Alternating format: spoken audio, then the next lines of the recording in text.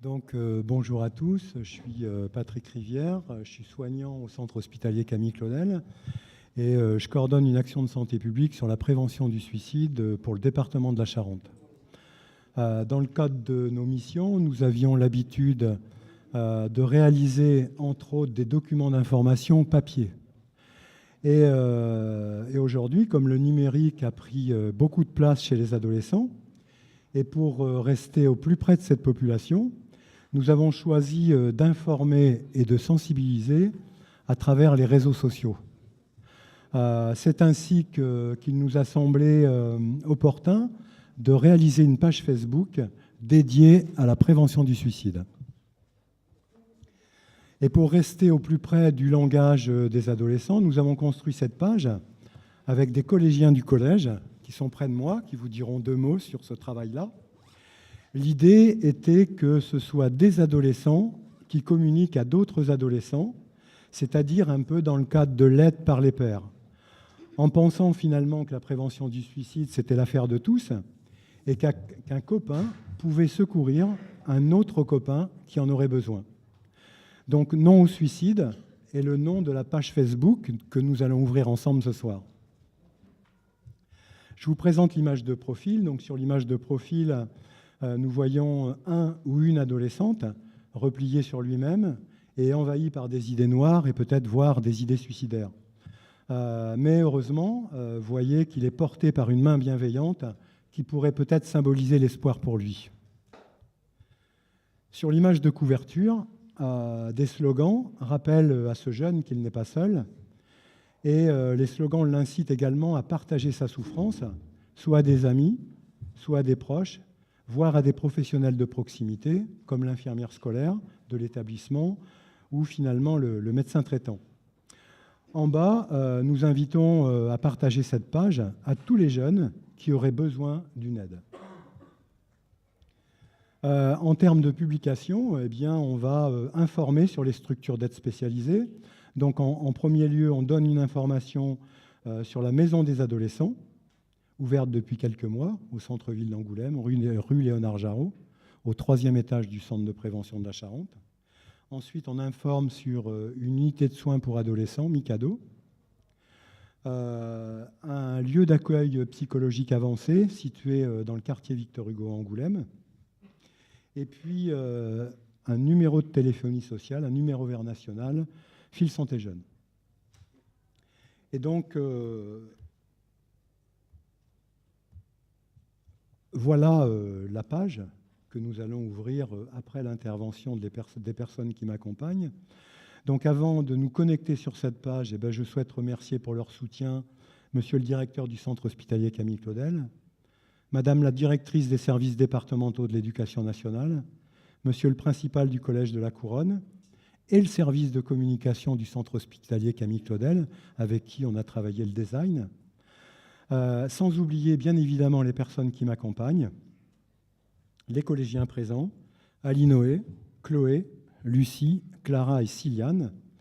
Je remercie aussi Véronique Lefébure, infirmière au collège de la Couronne, une enseignante qui nous a accompagnés dans ces travaux, Isabelle Durieux, et puis Arnaud Jaudier, psychologue clinicien, avec qui j'ai le plaisir de travailler depuis plusieurs années. Donc je laisse la place aux jeunes avec qui j'ai pris beaucoup de plaisir à travailler cette page.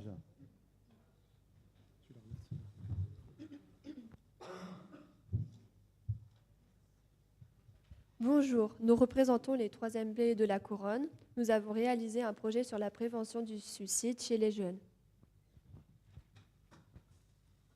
Nous avons travaillé en classe entière pendant 4 ou 5 séances avec l'infirmière du collège et M. Patrick Rivière.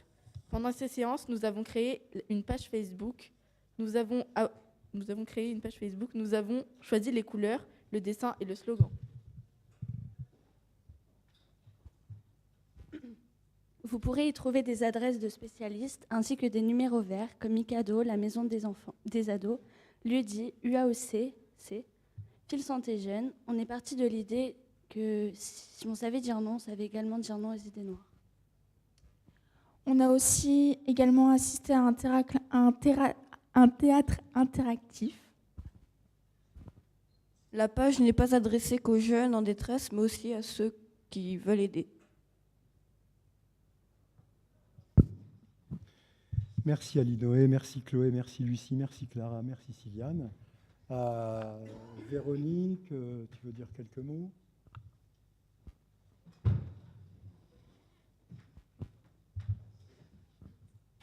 Bonjour, donc je suis Véronique Lefébure, infirmière au Collège de la Couronne. Donc c'était un plaisir de travailler avec Patrick sur ce projet. Ça faisait suite, l'année dernière, nous avions fait des ateliers en partenariat avec le Centre Camille Claudel. Voilà, je pense que les jeunes du Collège de la Couronne sont vraiment satisfaits de ce projet. On va essayer de continuer cette action en présentant cette page Facebook aux autres élèves du collège. Voilà. Tu veux rajouter? Voilà, pour ma part, c'est tout. Merci beaucoup. Arnaud? Donc je vous propose en live, en direct, d'inaugurer cette page tous ensemble officiellement. Donc elle s'appelle Non au suicide. Donc il suffit d'aller sur Facebook et puis vous allez trouver cette page. Donc là on est sur Facebook. Hop. Nous y sommes. Voilà, donc votre page s'ouvre officiellement aujourd'hui. Donc je vous invite tous, l'idée c'est de la partager un maximum. Donc comme je vous ai dit, on retrouve la maison des adolescents, Mikado. Oui, je disais, comme on l'a dit tout à l'heure, on retrouve les structures d'aide spécialisées qui peuvent accueillir des jeunes en souffrance psychique. Donc l'idée, effectivement, c'est de la partager le plus grand nombre de fois pour effectivement que les jeunes qui en auraient besoin aient connaissance de cette page. Voilà, je vous remercie.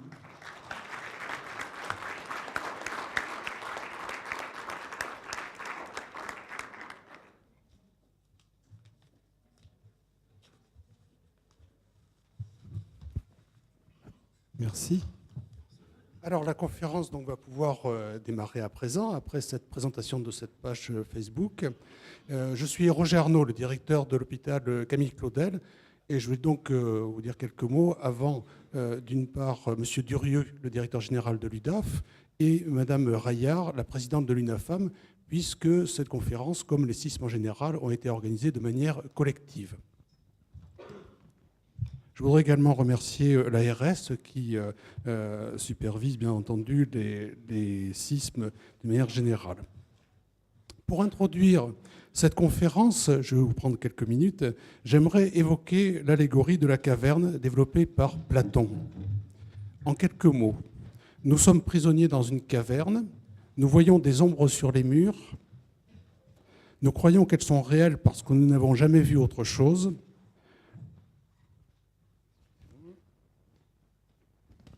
Le philosophe nous amène hors de la caverne, il nous sort de l'ignorance et il nous fait découvrir la réalité, mais aussi la vérité. Il explique que nous pouvons connaître le monde par une approche sensible, mais aussi par une approche intelligible, celle des idées, on dirait aujourd'hui celle de la science. Les ombres de la caverne, ce sont nos croyances et elles n'ont qu'un lointain rapport avec la réalité. Cette allégorie, elle est utile pour rappeler que le monde de la psychiatrie et de la santé mentale fait l'objet de beaucoup de croyances, de peurs irrationnelles, et pour vous inciter à sortir de la caverne des préjugés, notamment quand vous abordez une personne qui a un handicap psychique. Mais l'image de la caverne peut aussi être très intéressante quand on parle du numérique. Quand nous sommes devant un clavier d'ordinateur ou devant une console de scanner, nous avons un contact médiatisé et le média s'interpose entre nous et la réalité. Peut-on dire du coup qu'il ne nous laisse percevoir qu'une ombre sur un mur? Ou bien est-ce qu'il nous donne au contraire une réalité augmentée, dotée d'une puissance que notre cerveau lui-même peinerait à suivre? Est-ce que le numérique nous sort de la caverne ou bien est-ce qu'il nous enferme un peu plus? Je vous laisse avec cette interrogation et je vous souhaite une soirée riche en éclairage et en réflexion et je vais passer la parole à M. Durieux.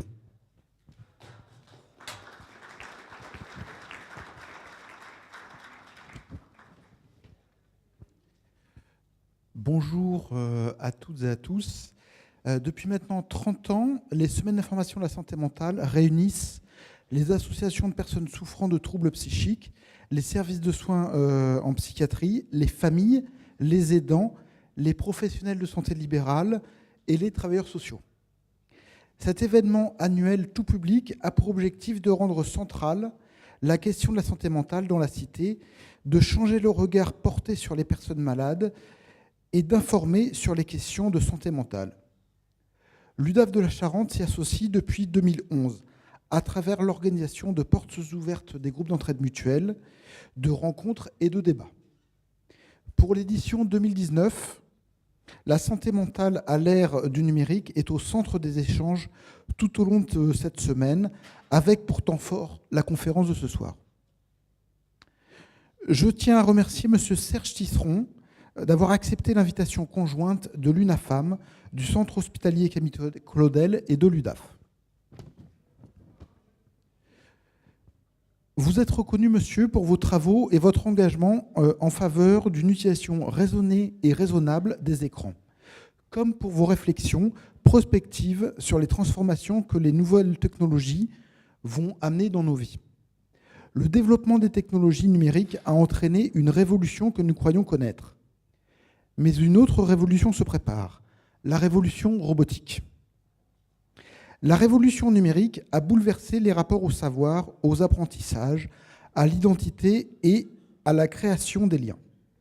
Dans le domaine éducatif, elle crée chaque jour de nouveaux impératifs. Il s'agit d'outils que l'être humain s'est donné pour mieux penser le monde et l'organiser. Et d'un autre côté, il s'agit tout autant de moyens qui lui permettront de renforcer son déni de la réalité si c'est ce qu'il souhaite. Il nous faut donc apprendre à utiliser ces outils numériques pour ce qu'ils peuvent apporter de meilleur et échapper à ce qu'ils proposent de pire. Je vous souhaite une excellente soirée et je passe la parole à Madame Raillard.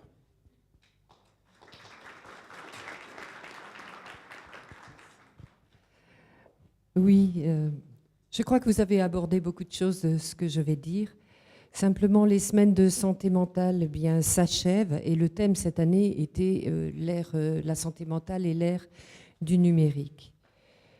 Pour l'UNAFAM, ce fut l'occasion d'informer et de tenter de déstigmatiser les maladies psychiques.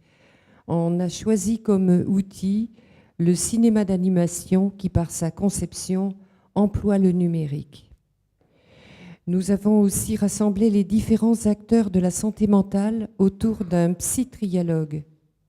C'est ainsi que des personnes en situation de maladie psychique stabilisée, des professionnels de la santé et du médico-social, ainsi que des aidants familiers, ont croisé leurs regards sur ce thème de la santé mentale à l'ère du numérique. Nous avons participé aussi à la journée des portes ouvertes des groupes d'entraide mutuelle, car ce sont des lieux qui sont à faire connaître parce qu'ils favorisent la reprise de la vie sociale de ces personnes.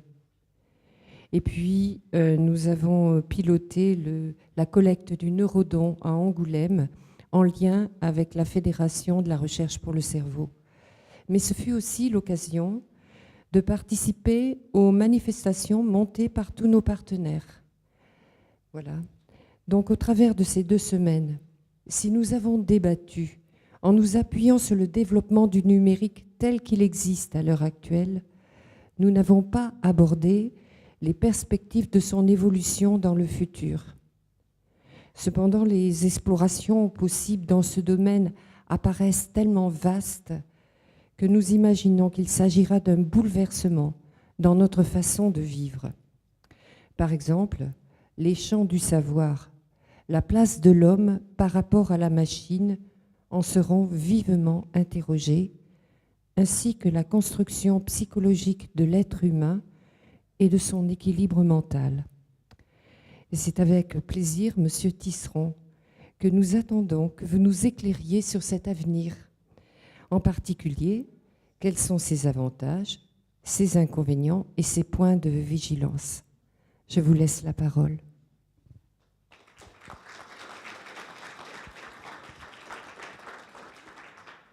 Merci beaucoup, merci de cette invitation, merci de cette présentation, merci de votre présence.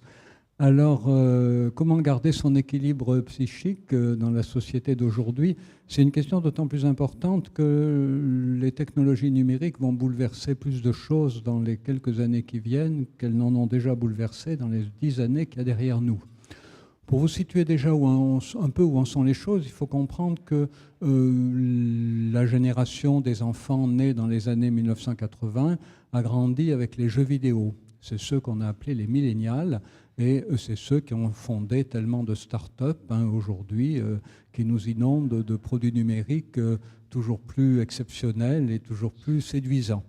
Et cette génération qu'on appelle des millénials, nés dans les années 1980, ils ont développé un rapport à la famille, à la politique, à la religion, à l'État, à la créativité, aux entreprises, très différent des générations précédentes. Ce qui fait d'ailleurs que beaucoup de parents ont parfois eu de la peine à comprendre ce qui se passait pour leur ado lorsqu'il était scotché sur les jeux vidéo. Beaucoup l'ont craint. Et puis, avec le recul, on s'est aperçu que beaucoup de jeunes scotchés aux jeux vidéo dans les années 90 à 2000, 2010 sont devenus finalement des parents comme des parents tout à fait capables d'avoir un usage raisonné des jeux vidéo. Mais aujourd'hui, vous savez que nous ne sommes plus confrontés à des enfants grandis avec le jeu vidéo, nous sommes confrontés à des enfants qui grandissent avec le téléphone mobile.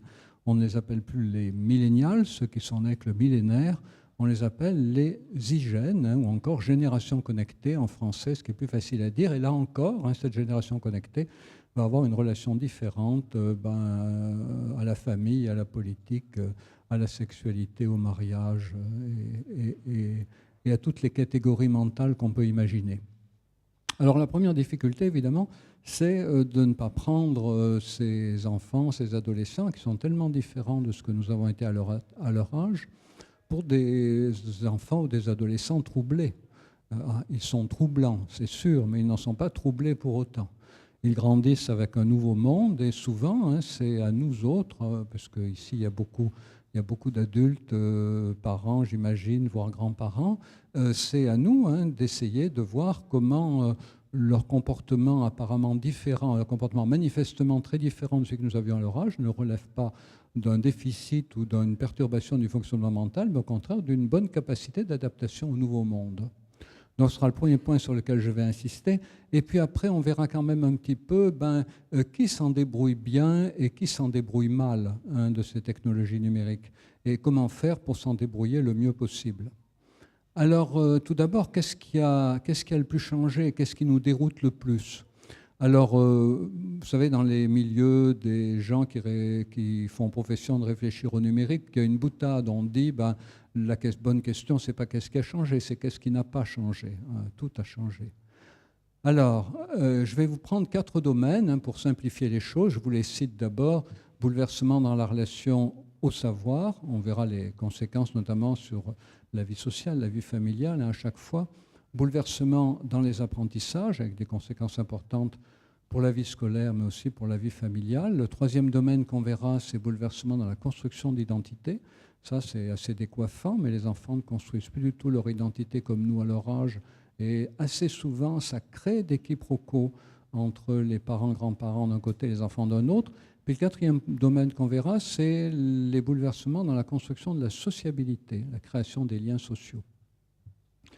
Alors on commence par les bouleversements dans la relation au savoir. Vous savez, il y a quelque chose dont on a beaucoup parlé lorsque ça s'est mis en place. On en parle moins aujourd'hui parce que ça roule. C'est Wikipédia. Wikipédia, vous savez, encyclopédie collaborative, voilà, tout le monde a la possibilité d'en modifier les articles. Et si sa modification est jugée pertinente par la collectivité, d'abord par les salariés ou par les bénévoles de Wikipédia, mais ensuite par l'ensemble de la communauté, c'est accepté, sinon c'est rejeté. Alors qui parmi vous est allé consulter quelque chose sur Wikipédia? Oui, alors c'est bien, ça vous fait sourire, mais ce n'est qu'une introduction à la question d'après. Qui parmi vous a modifié un article sur Wikipédia? Voilà, donc 2, 3, 4 personnes. Alors ça, c'est déjà quelque chose d'important à comprendre. C'est que on consomme du cinéma, on paye sa place, on paye son abonnement à la télé, on consomme des programmes télévision, on consomme des livres. Mais en revanche, Internet, chacun le fabrique. Et la meilleure manière pour vous en rendre compte, c'est d'aller transformer un article de Wikipédia et vous apercevrez tout de suite comment Internet n'est pas un espace de consommation, c'est un espace de construction collective. Ça veut dire que une bonne manière de gérer Internet, c'est de se dire à chaque fois qu'on y met quelque chose, qu'est-ce que ça va changer d'Internet, hein, voilà. Et si vous vous contentez de consommer Internet, vous transformez Internet en machine à consommer. Si vous transformez Internet, vous transformez Internet en machine qui construit collaborativement des savoirs. Alors cette construction collaborative des savoirs, le fait que Wikipédia soit disponible à tout le monde à tout moment, c'est une conséquence importante, c'est que n'importe qui avec cet espace peut en savoir plus que son chef désigné. Les entreprises ont été les premières à le noter et dès le début d'Internet et de Wikipédia, les entreprises ont dit ça y est, c'est la fin des 3 grands piliers de l'entreprise traditionnelle, c'est la fin de l'unité de lieu, les gens devraient pouvoir travailler de plus en plus de là d'où ils veulent, la fin de l'unité de temps, ils travaillent quand ils veulent, et donc le samedi, le dimanche, la nuit, s'ils en ont envie. Et il faut évidemment que ça soit cadré parce qu'il y a des gens qui peuvent en perdre la boule. Hein, voilà. Ça, c'est un autre problème, mais en tout cas, c'est possible. Et puis la troisième pilier qui s'effondre, fin de l'unité de commandement, parce que chacun, encore une fois, grâce à Internet, pense savoir autant que son chef désigné. C'est pour ça que beaucoup d'enseignants aujourd'hui changent de pédagogie, ils invitent les élèves à faire des exposés, nourris par tout ce que les élèves peuvent trouver non seulement sur Wikipédia, mais aussi sur d'autres bases de données. Puis c'est pour ça que si en famille, vous êtes une famille, vous avez des enfants, et quand vous abordez un sujet, demandez toujours à vos enfants ce qu'ils en pensent, parce que peut-être vous serez très très étonné par le fait que sur des sujets inattendus, parce qu'un copain leur en a parlé, qu'il avait lu sur Internet, ou parce qu'eux-mêmes en sont allés le chercher, nos enfants aujourd'hui peuvent avoir accès à beaucoup de savoirs dont nous ne savons pas qu'ils en sont possesseurs parce que nous ne le leur demandons jamais. Donc, quel que soit le sujet que vous abordiez, demandez à vos enfants qu'est-ce qu'ils en pensent. Et encore une fois, vous pourrez peut-être être surpris de voir que même si pour vous, Wikipédia n'est pas un espace de construction collaborative des savoirs, vos enfants, eux, sont déjà dedans. Alors, le deuxième grand domaine qui est bouleversé par les technologies numériques, c'est le domaine des apprentissages. Alors là, on aborde des aspects positifs et des aspects négatifs, on en reparlera tout à l'heure, mais les apprentissages aujourd'hui sont beaucoup soutenus par les images. Il y a des images partout dans les livres de classe, partout dans les salles de classe. Moi, j'ai encore grandi dans une génération où ce qui était exalté, c'était le texte écrit, ce n'était pas l'image. L'image était même plutôt condamnée. Aujourd'hui, elle est plutôt mise en avant comme une manière d'inciter à la réflexion. Elle mobilise l'émotion. L'émotion, ça peut être très utile pour avoir envie d'approfondir un sujet, avoir envie de travailler une question. Bon, en même temps, les images, elles sont très présentes sur les écrans, elles défilent beaucoup, elles sont très rapides, elles sont très colorées.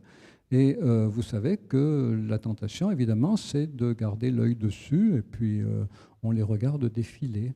Et donc, du coup, la tentation, c'est d'habituer notre cerveau, puisque la semaine de la santé mentale et le cerveau, il faut quand même faire une allusion au cerveau, d'habituer notre cerveau au fait de regarder défiler des images.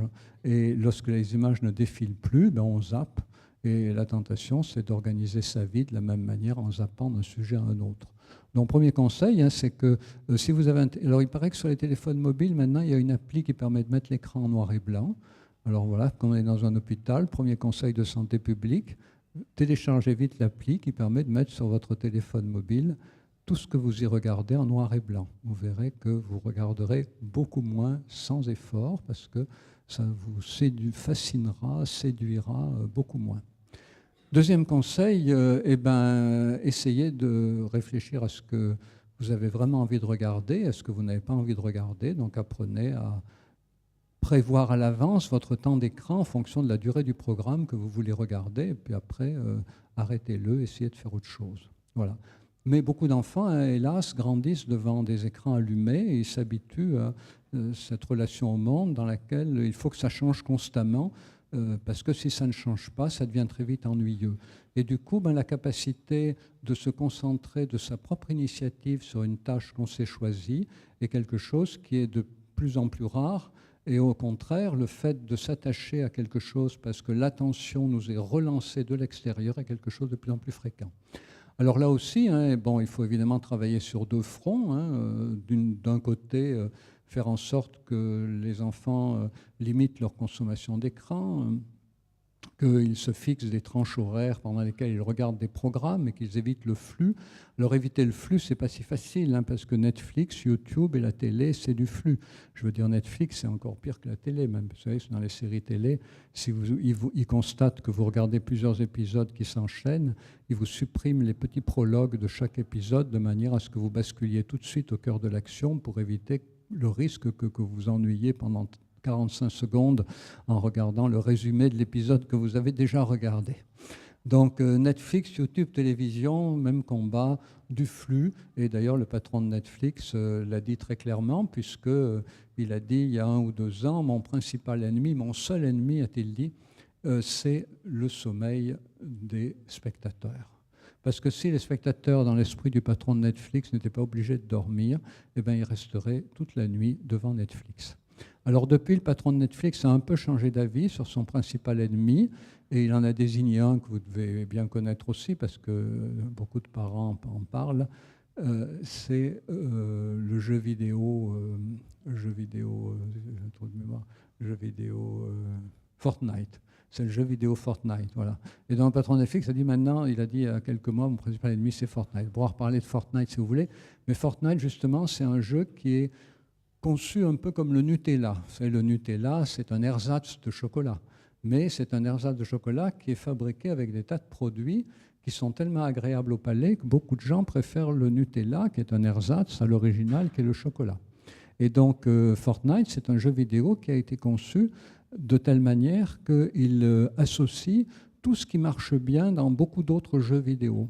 Il a été conçu volontairement comme ça, c'était intelligent, plutôt de se dire quel jeu vidéo est-ce qu'on a envie de fabriquer, c'est des gens qui se sont dit quel est le jeu vidéo qui va le plus flatter l'esprit des utilisateurs au point que ce jeu vidéo-là va les retenir et les retenir encore. Voilà. Donc ça, c'est la logique Fortnite. Donc des images qui vont bouleverser les apprentissages, qui vont rendre les apprentissages chez les enfants plus difficiles, parce qu'encore une fois, ils s'habituent au fait d'être constamment sollicités de l'extérieur. Donc ça oblige, je vous disais, à combattre sur deux fronts.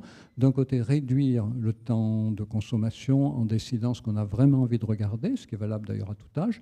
Et puis d'un autre côté, il y a des enseignants qui travaillent à adapter l'enseignement au fait que beaucoup d'élèves ont besoin d'avoir l'attention relancée toutes les 10 minutes, tous les quarts d'heure. Voilà. Et donc concevoir la pédagogie autrement, associer par exemple en succession une petite vidéo, un débat dans la classe, je sais pas, un quiz, une tranche d'enseignement plus ou moins traditionnelle, voilà. Donc organiser l'enseignement sous la forme de petites tranches d'activités qui permettent de relancer l'intérêt des élèves. Donc dans le domaine des apprentissages aussi, beaucoup de bouleversements par rapport à la mémoire, hein, puisque tout est dans notre téléphone mobile. Alors est-ce que c'est grave, docteur? Non. Le fait qu'on ait notre mémoire soulagée par notre téléphone mobile, c'est une très bonne chose, parce que notre mémoire, c'est un petit peu comme le grenier de ma grand-mère. Il y a un moment où, à force de mettre des choses, on ne peut plus rien y faire rentrer. Donc, c'est bien qu'on enlève des choses. Donc, le téléphone mobile qui garde en mémoire beaucoup de choses de nos vies, ça permet d'alléger notre mémoire. Tout le problème après, c'est de savoir qu'est-ce qu'on va faire de l'espace de mémoire vacant. Voilà. Bon. Alors ça, c'est chacun qui le décide. Mais en tout cas, le fait que nos smartphones nous libèrent de la mémoire, c'est une bonne chose. Alors, s'il y a moins de mémoire événementielle, du fait que notre mémoire est soulagée, par nos smartphones notamment, il y a quand même plus aussi de mémoire de travail, c'est-à-dire la capacité la capacité que développent aujourd'hui beaucoup d'enfants précocement, dans les jeux vidéo notamment, parce qu'ils prennent des petits éléments et partent sur l'écran. Vous savez, qui joue aux jeux vidéo parmi vous? Oh ben, pas beaucoup, hein. Pas beaucoup. Alors bon, vous avez un peu de peine à comprendre, mais vous allez regarder quelqu'un, vous allez vous mettre devant quelqu'un qui joue ce soir ou demain, et puis vous comprendrez mieux. Donc sur un écran de jeu vidéo, il y a des tas de choses, et donc ce qu'il faut, c'est arriver à en faire la synthèse, de manière à pouvoir programmer une action. Donc ça veut dire prendre en compte énormément de choses qui sont sur l'écran et être capable, encore une fois, d'en faire une synthèse très rapide pour programmer une action. Ça, c'est ce qu'on appelle la mémoire de travail. Et donc, cette mémoire de travail, elle est énormément mise à contribution, donc elle peut être utilisée pour beaucoup d'autres choses. Voilà. Ça, c'est donc dans le domaine des apprentissages. Donc, vous voyez, déjà, on aborde des aspects qui sont problématiques, mais aussi des aspects qui sont positifs. Alors, troisième grand domaine, c'est la relation à la construction de la personnalité, de l'identité. Et là, les enfants, ils viennent au monde aujourd'hui dans une société où très vite, ils comprennent que il y a des familles décomposées, recomposées, il y a des gens qui changent de métier, donc ils comprennent très vite que ils pourront avoir plusieurs familles, ils pourront avoir plusieurs métiers, et puis ils peuvent être entourés de gens qui changent de région pour avoir du travail, voilà, ou alors pour retrouver un conjoint, une conjointe rencontrée sur Internet, qui habitent loin, on déménage.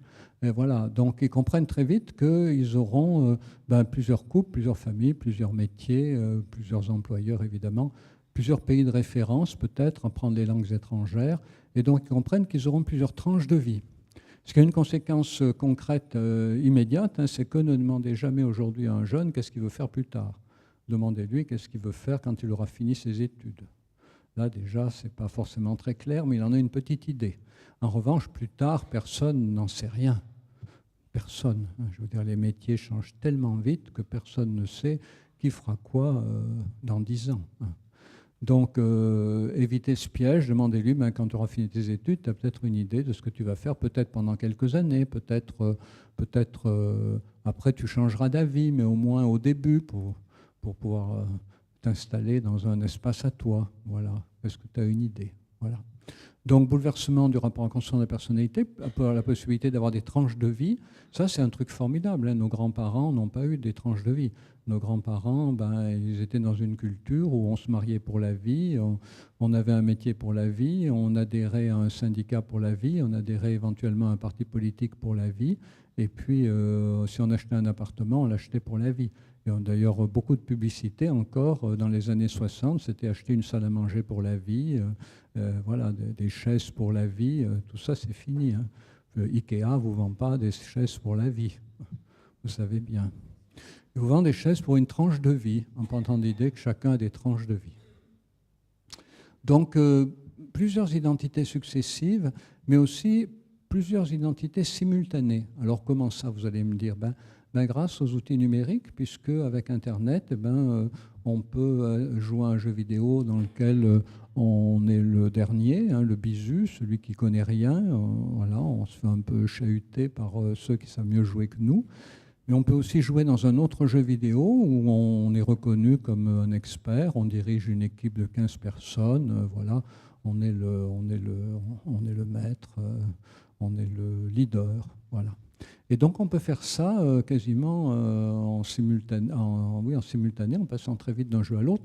Bon alors, c'est pas souvent pas comme ça que les joueurs y jouent, mais l'idée c'est qu'on puisse en effet avoir des identités différentes, mais grâce à Internet, mais sans attendre forcément que l'une soit terminée pour adopter l'autre, mais en basculant de l'une à l'autre. Et alors d'ailleurs, pour ceux d'entre vous qui s'intéressent un peu à la littérature, je me suis amusé à chercher dans les romans du traditionnel, c'est-à-dire avant les années 60-70, les romans qui abordaient la question d'identité, et notamment la question du changement d'identité. J'en ai trouvé que 2. J'ai trouvé que Les Misérables, avec Jean Valjean, qui est un méchant bagnard, un voleur, et qui connaît sa rédemption, donc il devient un honnête homme. C'est un changement qui se fait une fois et qui est irréversible. Et l'autre, c'est Dr Jekyll et Mr Hyde. Et vous savez que Dr Jekyll, quand il devient Mr Hyde, voudrait bien redevenir Dr Jekyll, mais la transformation devient de plus en plus irréversible. C'est-à-dire que 2 romans dans toute la production littéraire en France, et dans les 2 cas, seulement 2 identités, pas question d'en avoir 3, 4 ou 5, et transformation irréversible. Aujourd'hui, quand vous allez au cinéma, alors le roman suit aussi, mais au cinéma, c'est encore plus spectaculaire. Vous voyez énormément de héros qui ont plusieurs identités. Le premier film à avoir vraiment eu beaucoup de succès auprès des ados, d'ailleurs, avec un personnage à identité alternée, c'est Violent Story de Cronenberg, dans lequel le héros est à la fois un bon père, bon mari qui tient une petite gargote dans une petite ville américaine, et puis en même temps c'est un tueur extrêmement efficace et redouté, redoutable, et il bascule d'une identité à l'autre sans qu'on comprenne très bien comment il a commencé à les faire alterner, et sans qu'on comprenne jusqu'où il va les faire alterner. Donc cette idée d'une banalisation et des basculements. D'ailleurs, vous savez qu'il y a quelque chose d'assez nouveau aussi dans le paysage psychiatrique, c'est qu'il y a eu une époque où quand quelqu'un commettait un acte étrange, il y avait toujours quelqu'un pour dire « ah ben, on aurait pu s'en douter ». On avait bien remarqué qu'il était comme ci, qu'il était comme ça, qu'il avait fait ci, qu'il avait fait ça. Voilà. Il y a un enfant qui agresse un enseignant, ah ben oui, il arrachait les poils du chat, il crucifiait les hannetons. On aurait bien dû penser quand même qu'il était très violent. Voilà. Mais aujourd'hui, quand quelqu'un, on voit ça dans les journaux, quand quelqu'un commet un acte bouleversant, voire un acte terroriste, hein, eh bien, beaucoup de gens disent on n'aurait jamais cru ça de lui, c'est incroyable, je me frotte les yeux, je n'aurais jamais cru ça possible. Rien, c'était un bon garçon, il faisait traverser les petites vieilles au passage Clotet, il s'occupait des enfants dans un foyer, il était aimé de tout le monde, on n'aurait jamais cru ça. Mais ça, c'est parce qu'on a changé de monde, hein, qu'on est dans un monde où il est possible d'avoir non seulement des identités successives, mais des identités alternées. Alors, est-ce que c'est de la pathologie? Non. C'est une nouvelle manière de vivre en conformité avec le fait qu'on a grandi avec les jeux vidéo, avec les réseaux sociaux, sur lesquels les jeunes sont passés pour les vieux pour les jeunes. Voilà, c'est un autre monde, un monde qui n'est plus placé sous le signe de l'autorité, de la culpabilité, mais un monde qui est beaucoup plus placé sous le signe des réseaux sociaux et du fait de pouvoir être multi-appartenant. Et sur chaque réseau social, l'important, c'est d'être accepté, de ne pas être rejeté, d'être intégré. Voilà, et on peut passer d'un réseau social de bénévolat généreux sur lequel on est bien reconnu à un autre réseau social de haine dans lequel on est tout aussi bien reconnu. Vous avez aussi la Ligue du LOL. Voilà. Voilà, donc bouleversement dans la construction d'identité, mais encore une fois, vous voyez, c'est en fait grandir. Il faut bien comprendre que l'être humain, la Ligue du LOL, les gens qui ne savent pas ce que c'est que la Ligue du LOL, vous sortez votre smartphone, voilà, vous avez 1 minute, vous sortez votre smartphone, vous tapez la Ligue du LOL. La Ligue du LOL sont des journalistes, quelques journalistes très célèbres et connus d'ailleurs pour être... comment dire, pour être plutôt des bons, quoi, voilà, et qui ont été pris la main dans le sac de harcèlement sexiste, misogyne, voilà. Et certains ont été mis à pied, d'ailleurs, par leur direction, avant même, c'est tellement grave que certains ont été mis à pied par leur direction avant même que les choses soient jugées en tribunal. Il faut dire que c'est grave. Voilà. Donc la Ligue du LOL, LOL, L-O-L, qui est une expression employée sur Internet pour dire qu'on rigole. Mais en fait, c'est des gens qui sont incroyables et disent mais on se moquait, mais on ne pensait pas que ça faisait du mal. Voilà. Très méchamment en plus. Voilà, donc ça c'est le rapport à l'identité. Mais vous voyez, bon, l'important c'est de comprendre que c'est une génération qui a grandi, alors ça c'est les millénials, mais c'est une génération qui a grandi déjà avec ces alternances d'identité sur Internet, sur les jeux vidéo, avant de les faire sur les réseaux sociaux. Une banalisation des alternances identitaires. Alors qu'encore une fois, quand vous lisez Jean Les Misérables ou Dr Jekyll et Mr Hyde, c'est inenvisageable, c'est totalement inenvisageable. Puis en plus, l'organisation sociale verrouillait bien pour que les serfs ne s'imaginent pas pouvoir passer seigneurs et que les seigneurs ne craignent jamais de passer serfs. Voilà. Voilà. Alors le 4e grand bouleversement, c'est dans la construction de la sociabilité. Les jeunes aujourd'hui ne construisent plus du tout leur sociabilité comme par le passé. Et par le passé, c'était passé il n'y a pas si longtemps, c'était encore avec les débuts de la télé, les gens construisaient leur sociabilité par proximité physique. C'était les gens de la même famille, mais ça pouvait être aussi les gens du même immeuble, du même quartier, voilà. De la même entreprise, les gens allaient boire un verre, quand ils touchaient leur paye, ils allaient faire la fête ensemble au café. Voilà. Donc des liens organisés par la proximité physique. Mais aujourd'hui, avec Internet, les liens sont organisés par centres d'intérêt partagés. Et si vous voyez une famille dans laquelle chacun est sur son smartphone, ça ne prouve pas que chacun est seul. Ça ne prouve pas que chacun est seul à jouer à un jeu vidéo dans son coin.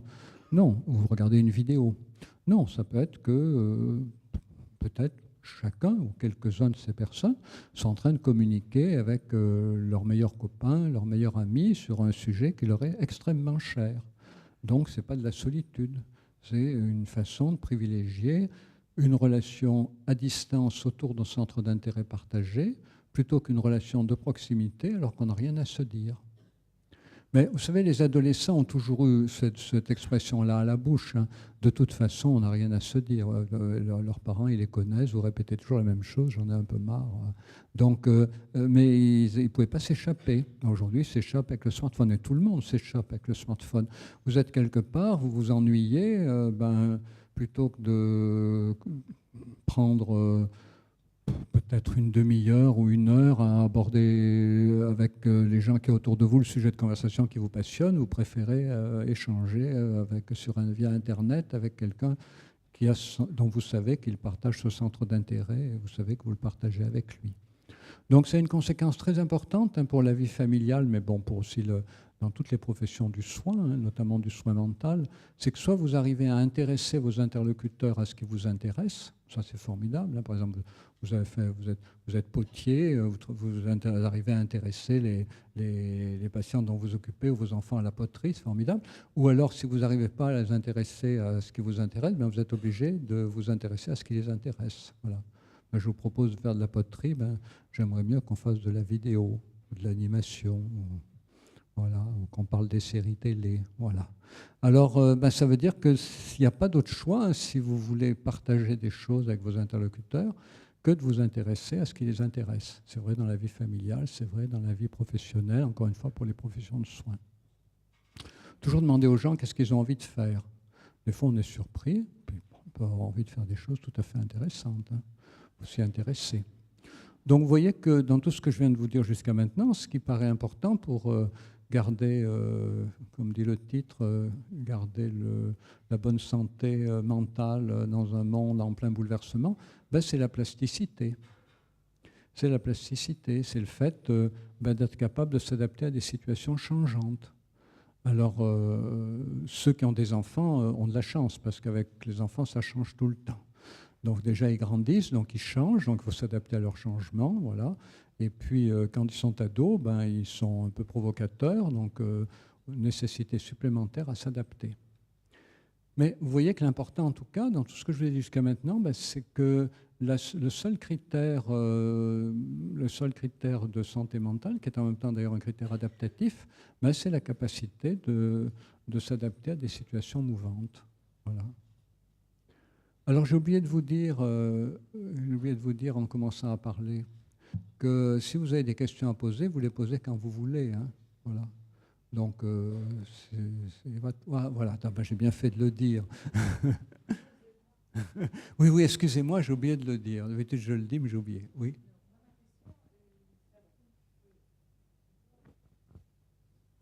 Vous avez besoin d'un micro? Ah, il y a des micros. Ah, un micro.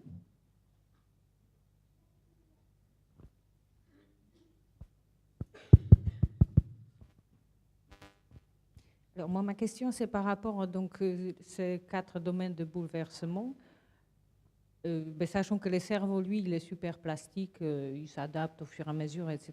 Finalement, en fait, ces bouleversements, elles sont mieux faites pour notre cerveau. C'est quelque chose, en fait, que notre cerveau, lui, il préfère que par rapport à notre façon de vivre et faire d'avant.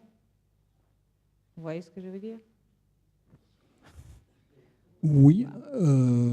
Oui. Oui, mais c'est souvent oui et non. Ça dépend. La plupart du temps. Je vois ce que vous voulez dire. Alors, il y a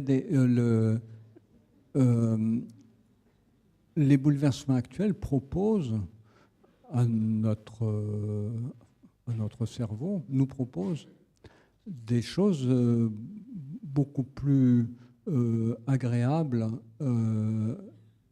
des choses qui sont fréquemment qui sont beaucoup plus fréquemment agréables que par le passé. Avant, on rentrait chez soi, on allumait sa bougie, voilà, et pas beaucoup de lumière, même pour lire le journal. Voilà.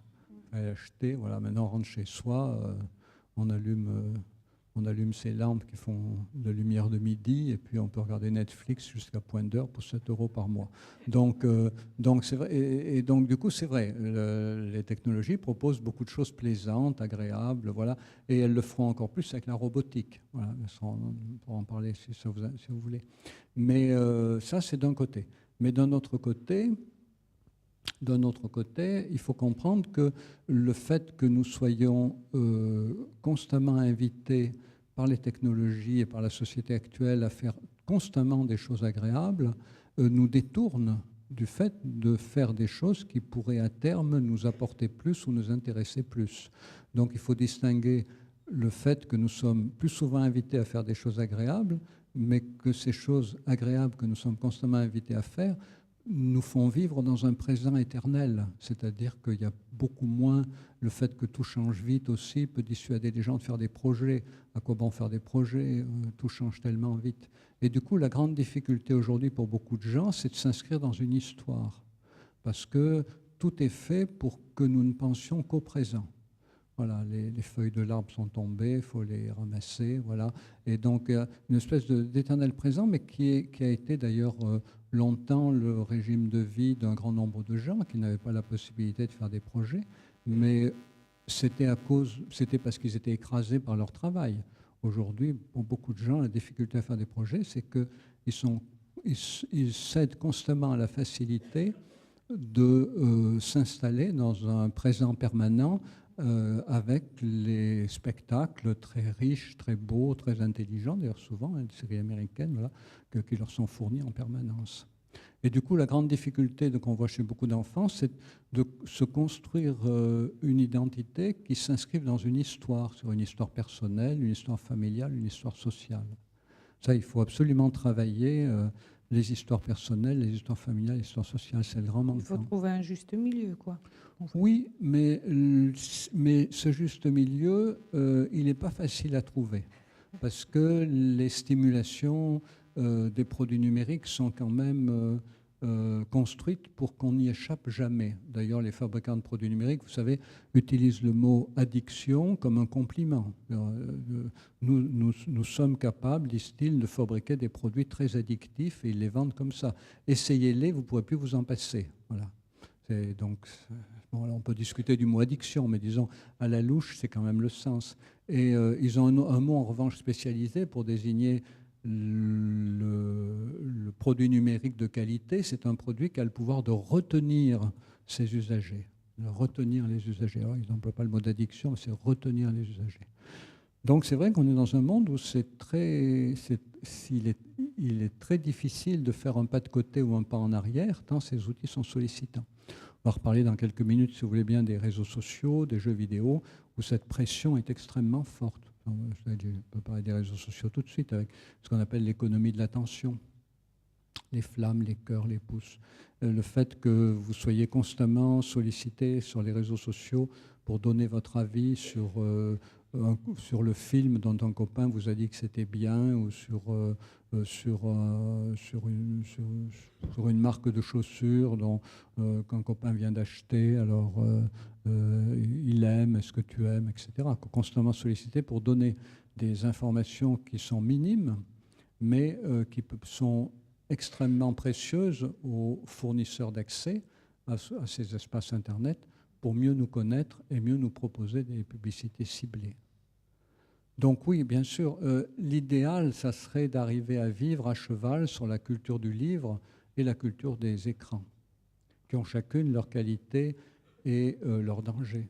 Mais le problème, c'est que nous sommes soumis à une pression extrêmement forte de la culture des écrans. Vous savez peut-être que c'est la première fois, alors c'est intéressant d'ailleurs, c'est pas négatif, c'est la première fois, donc 2018, fin 2018, on l'a su, c'est la première fois qu'en France, sur une année, la bande dessinée s'est mieux vendue que le livre, que le roman, que le texte écrit. Donc la bande dessinée, c'est du texte et des images. Donc c'est un produit métissé. Et d'ailleurs, de plus en plus d'éditeurs publient de la bande dessinée. Donc c'est un produit qui est à cheval sur la culture du livre et la culture des images. Donc faites faire de la bande dessinée partout, dans les classes, dans les écoles, dans les clubs, dans les ateliers, partout. Prenez le micro, s'il vous plaît. C'est mieux assimilé par les cerveaux, les images. Je veux dire, ça, c'est pas nouveau. Donc, c'est Oui, pas non mais- plus forcément mauvais. Non, parce que oui, alors les images ont un fort pouvoir d'impact. Et ce pouvoir d'impact, comme je disais tout à l'heure, peut être assez fort pour mobiliser un projet.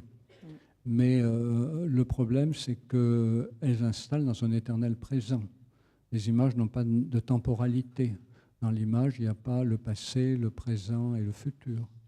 Alors qu'en revanche, dans le livre, il y a toujours un présent, un passé, un futur. Ne serait-ce d'ailleurs que parce que c'est vous qui tournez les pages et que vous les tournez de gauche à droite et qu'au début, vous avez un gros paquet de feuillets à tourner et à la fin, vous n'en avez presque plus, elles sont toutes passées à gauche. Donc même visuellement, le livre vous matérialise le fait que dans cette activité de lecture, il y a un passé, c'est tout ce que vous avez lu, un présent, c'est la page ouverte devant vous, un futur, c'est les petites pages, le petit paquet ou le gros paquet qui vous reste à lire. Alors qu'aujourd'hui, quand vous regardez un film, vous ne savez plus où vous en êtes. Vous perdez l'idée que vous le regardez depuis un quart d'heure, une demi-heure, une heure, et si ça vous passionne, et vous ne savez pas si ça va encore durer un quart d'heure, une demi-heure, une heure. Donc le propre de l'image, c'est d'installer dans un éternel présent. Et du coup, il faut énormément travailler la temporalité. Alors, puisqu'on est parti là-dessus, on peut en dire un mot. C'est quand même la grande force de la culture du livre que d'avoir permis de développer chez un grand nombre de gens le sens du temps. C'est-à-dire, il y a en toute activité un début, un présent, une fin. Et donc, la culture du livre, c'est une culture de la narration. Et ce qui manque beaucoup aujourd'hui à beaucoup d'enfants, c'est justement de développer cette culture de la narration. Alors, il y a deux manières de développer la culture de la narration. D'abord, à quoi ça sert? Mais encore, comme je vous l'ai dit tout à l'heure, développer la culture de la narration, c'est ce qui va permettre de se placer dans sa propre histoire. Si je ne suis pas capable de me raconter mon histoire, je ne suis incapable de comprendre l'histoire de ma famille et celle de mon pays. Ça ne sert à rien d'apprendre à des enfants qui n'ont pas acquis, qui n'ont pas construit leur propre récit personnel de leur propre histoire. C'est inutile de leur expliquer la fondation de la République. Ça n'a pas de sens. Ça n'a aucun sens. Ça n'a pas de sens. Ça n'a pas de sens. Voilà. On ne peut commencer à comprendre une histoire sociale que si d'abord on a commencé à construire une histoire personnelle et une histoire familiale. Et donc, le livre invite à cette construction narrative. Il ne faut pas oublier que les livres qui ont fait le succès du livre, les livres qui sont le plus vendus, ce n'étaient pas les essais philosophiques, ce n'étaient pas les livres de mathématiques, c'était les romans. Donc, le roman, c'est quoi? Le roman, c'est une histoire. C'est soit en première personne, soit en troisième personne. C'est des gens auxquels il arrive des choses. Voilà, comme Jean Valjean, il arrive des choses. Et donc, lire des romans, c'est s'inscrire dans une culture narrative. Et aujourd'hui, hélas, il y a beaucoup d'enfants qui semblent un peu fâchés avec les livres. On leur propose de lire, ils n'ont pas très envie de lire. Beaucoup d'enseignants sont confrontés à ça. Les enseignants proposent des livres à lire, il y a des élèves qui ne lisent pas. Alors on est confronté au problème de savoir comment on va développer c'est pas la culture narrative, mais comment se développer cette capacité de s'inscrire dans une temporalité. Il y a des enfants qui ont eu la chance de s'y inscrire parce qu'ils grandissaient dans une famille, il y avait des grands-parents qui leur racontaient des histoires, des parents ou des parents qui lisaient des livres avec eux. Ils ont eu de la chance, un milieu privilégié. Puis il y a des enfants qui ont grandi dans un milieu où il y avait la télévision qui marchait sans arrêt, donc ils se sont mis devant, ils l'ont regardé fonctionner, et puis le livre leur paraît un produit étranger. Alors comment on va faire pour leur développer chez eux la culture de la narrativité, le plaisir de raconter, de se raconter? Est-ce qu'on va leur dire, il y a des bons livres à lire? Non, ils ne vont pas les lire. Alors comment on va faire? On va prendre les choses de l'autre côté. On ne va pas leur demander de s'intéresser au récit des autres, qui pourraient les introduire dans un deuxième temps au récit de leur propre histoire. On va leur demander tout de suite de raconter quelque chose, et on ne va pas leur demander de se raconter eux. On va leur demander de raconter les images qui leur plaisent. Quelles sont les séries télé qui vous plaisent le plus? Je ne sais pas, Game of Thrones ou Les Américains Oh, je n'ai pas eu la chance de le voir, je n'ai pas le temps. Qu'est-ce que ça raconte? Et c'est comme ça qu'un enseignant qui prend conscience du fait que beaucoup de ses élèves sont en situation de décrochage par rapport au livre, va pouvoir réintéresser ses élèves, non pas au livre, on s'en fiche du livre, à la culture narrative. Parce que quand un enfant va essayer de raconter, par exemple, Game of Thrones, qui est incroyablement compliqué, il y a forcément d'autres enfants qui vont lui dire « mais tu te trompes, c'est pas ça ». Mais si, c'est ça, rappelle-toi à tel endroit, telle chose, je ne me rappelle pas, mais si, rappelle-toi, ça s'est passé avant ça. Ceux qui ont un peu plus de culture narrative que les autres vont remonter les bretelles à ceux qui en ont un peu moins. Et donc, du coup, ceux qui en ont un peu moins vont découvrir l'intérêt de mieux comprendre la narrativité des spectacles qu'ils regardent. Donc, vous voyez, il faut bien comprendre ça, c'est qu'on ne va pas développer aujourd'hui la culture narrative chez des préados ou des ados qui ne l'ont pas en leur demandant de lire, on va la développer en leur demandant de raconter. Mais au bout du compte, ce qu'on cherche, c'est la même chose, c'est que le moyen qui change. Est-ce qu'il y a d'autres questions? Ah, monsieur.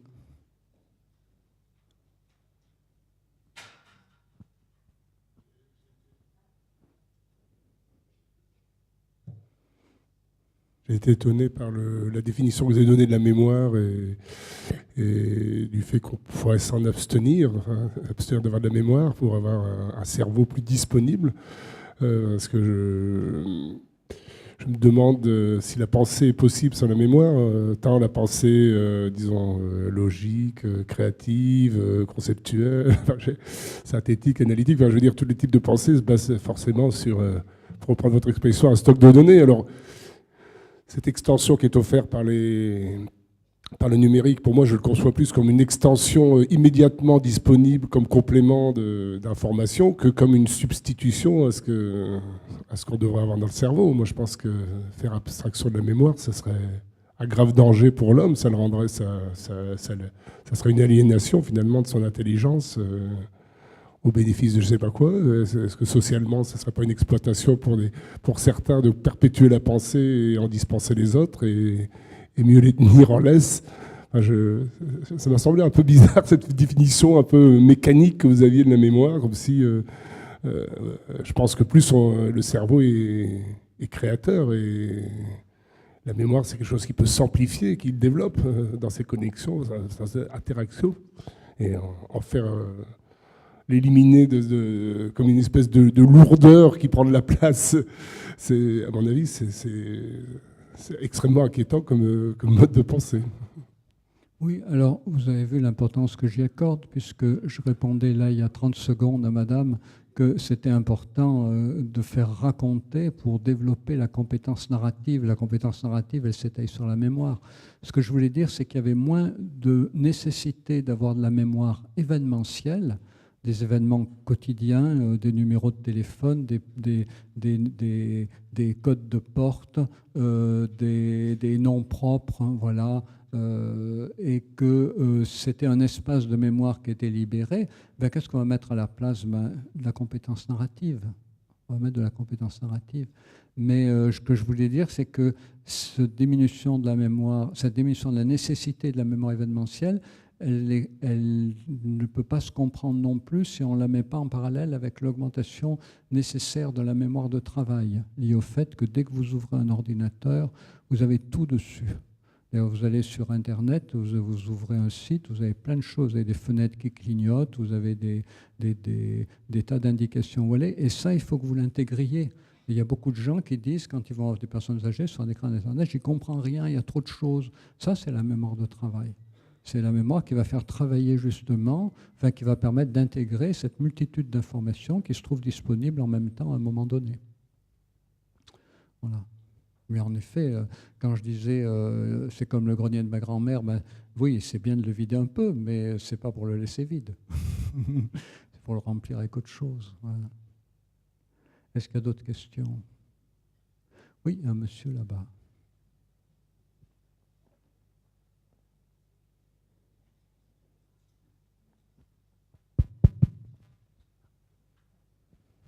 Merci. Moi, je voulais juste vous interroger sur ce que vous avez abordé tout à l'heure, à savoir les interactions sociales, parce que c'est vrai que ce qui m'inquiète un petit peu, vous en avez parlé, c'est le fait que justement, les ados et puis tout un chacun finalement, on est quelque part mis en interaction avec des gens qui partagent, vous l'avez dit, des points communs d'attrait sur des activités, sur des choses. Bon, on voit aussi le fonctionnement de tas de sites aujourd'hui qui finalement mettent en contact des gens qui partagent des choses communes, alors que peut-être avant, comme vous le décriviez, quand on était en interaction avec des voisins ou dans un quartier ou avec des gens de sa famille, bon, dans le cadre de la famille peut-être un peu moins, mais il y avait en tout cas des diversités au sein de ces échanges. Et moi, j'ai l'impression aujourd'hui qu'il va y avoir un petit peu comme un appauvrissement dans la teneur des échanges et que la disparité n'est plus trop de mise, mais qu'on regroupe les gens. Voilà, ça m'inquiète un petit peu. Et le second point que je voulais aborder avec vous, c'est aussi le fait, pour travailler dans la petite enfance, le fait de voir arriver d'une manière assez conséquente des entreprises, vous en avez parlé là aussi un petit peu, qui veulent mettre en place dans les crèches, par exemple, des logiciels permettant de favoriser les échanges avec les parents. Et voilà, moi, c'est des choses qui m'inquiètent un petit peu parce que voir circuler, même si les parents sont OK, même si des photos d'enfants, bon, voilà, ça me pose aussi question. Voilà, oui, deux questions en fait. Oui, alors pour la première question, je vais la première crèche à avoir installé ce genre de choses que vous évoquez, c'est une crèche à Issy-les-Moulineaux. Et en 2001, j'ai écrit un livre qui s'appelle « L'intimité surexposée », dans lequel déjà je critiquais très violemment ce genre de pratique. Alors on continue à y travailler. À l'association 36912, on invite beaucoup les crèches à utiliser, enfin tous les établissements scolaires à utiliser pour les tout petits le moins possible les outils numériques. Voilà. Mais oui, bien sûr, c'est quelque chose qu'on a dénoncé très tôt. Alors par contre, je vais revenir plus sur votre première question. Alors, tout ce que je raconte, ce n'est pas une apologie. Je ne suis pas là à vous dire c'est mieux aujourd'hui qu'hier. Non. Ce que je veux dire, c'est que hier, on fonctionnait sur un certain nombre de référents culturels sur lesquels tout le monde s'entendait. Et puis aujourd'hui, on fonctionne sur des référents culturels sur lesquels on s'entend souvent plus trop bien. Parce que les seniors ont grandi sur des référents différents et plus les nouvelles générations arrivent, plus elles fonctionnent sur des référents nouveaux. Et du coup, il y a un fossé qui semble se creuser. Alors, par rapport à ce que vous dites de l'importance des relations de proximité, oui, on y tient beaucoup. À l'association 36912, si vous regardez à gauche, vous tapez le site 36912.org, vous regardez à gauche de votre écran, il y a des petites cases de haut en bas.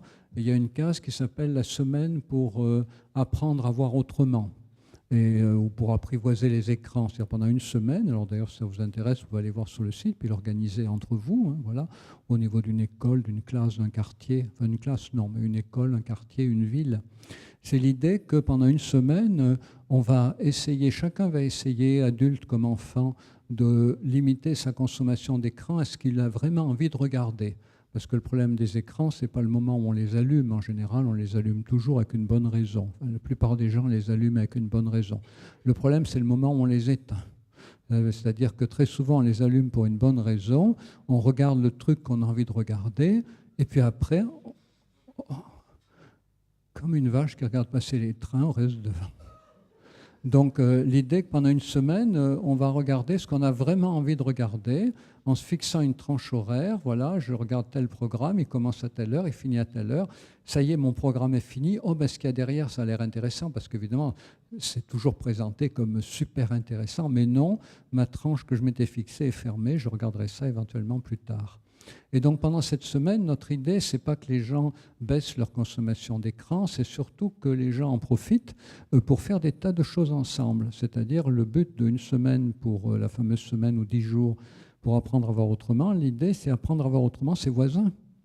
C'est-à-dire découvrir que chaque personne qui a des compétences, alors que ce soit j'ai la main verte, je sais formidablement faire la tarte aux pommes, je sais faire de la photo, je sais utiliser mon smartphone pour faire des petits films, je sais pas moi, je connais la calligraphie, voilà. Donc tous les gens qui ont un truc comme ça qui leur paraît intéressant de faire partager, eh ben, ils le partagent pendant une semaine dans des petits clubs, des ateliers.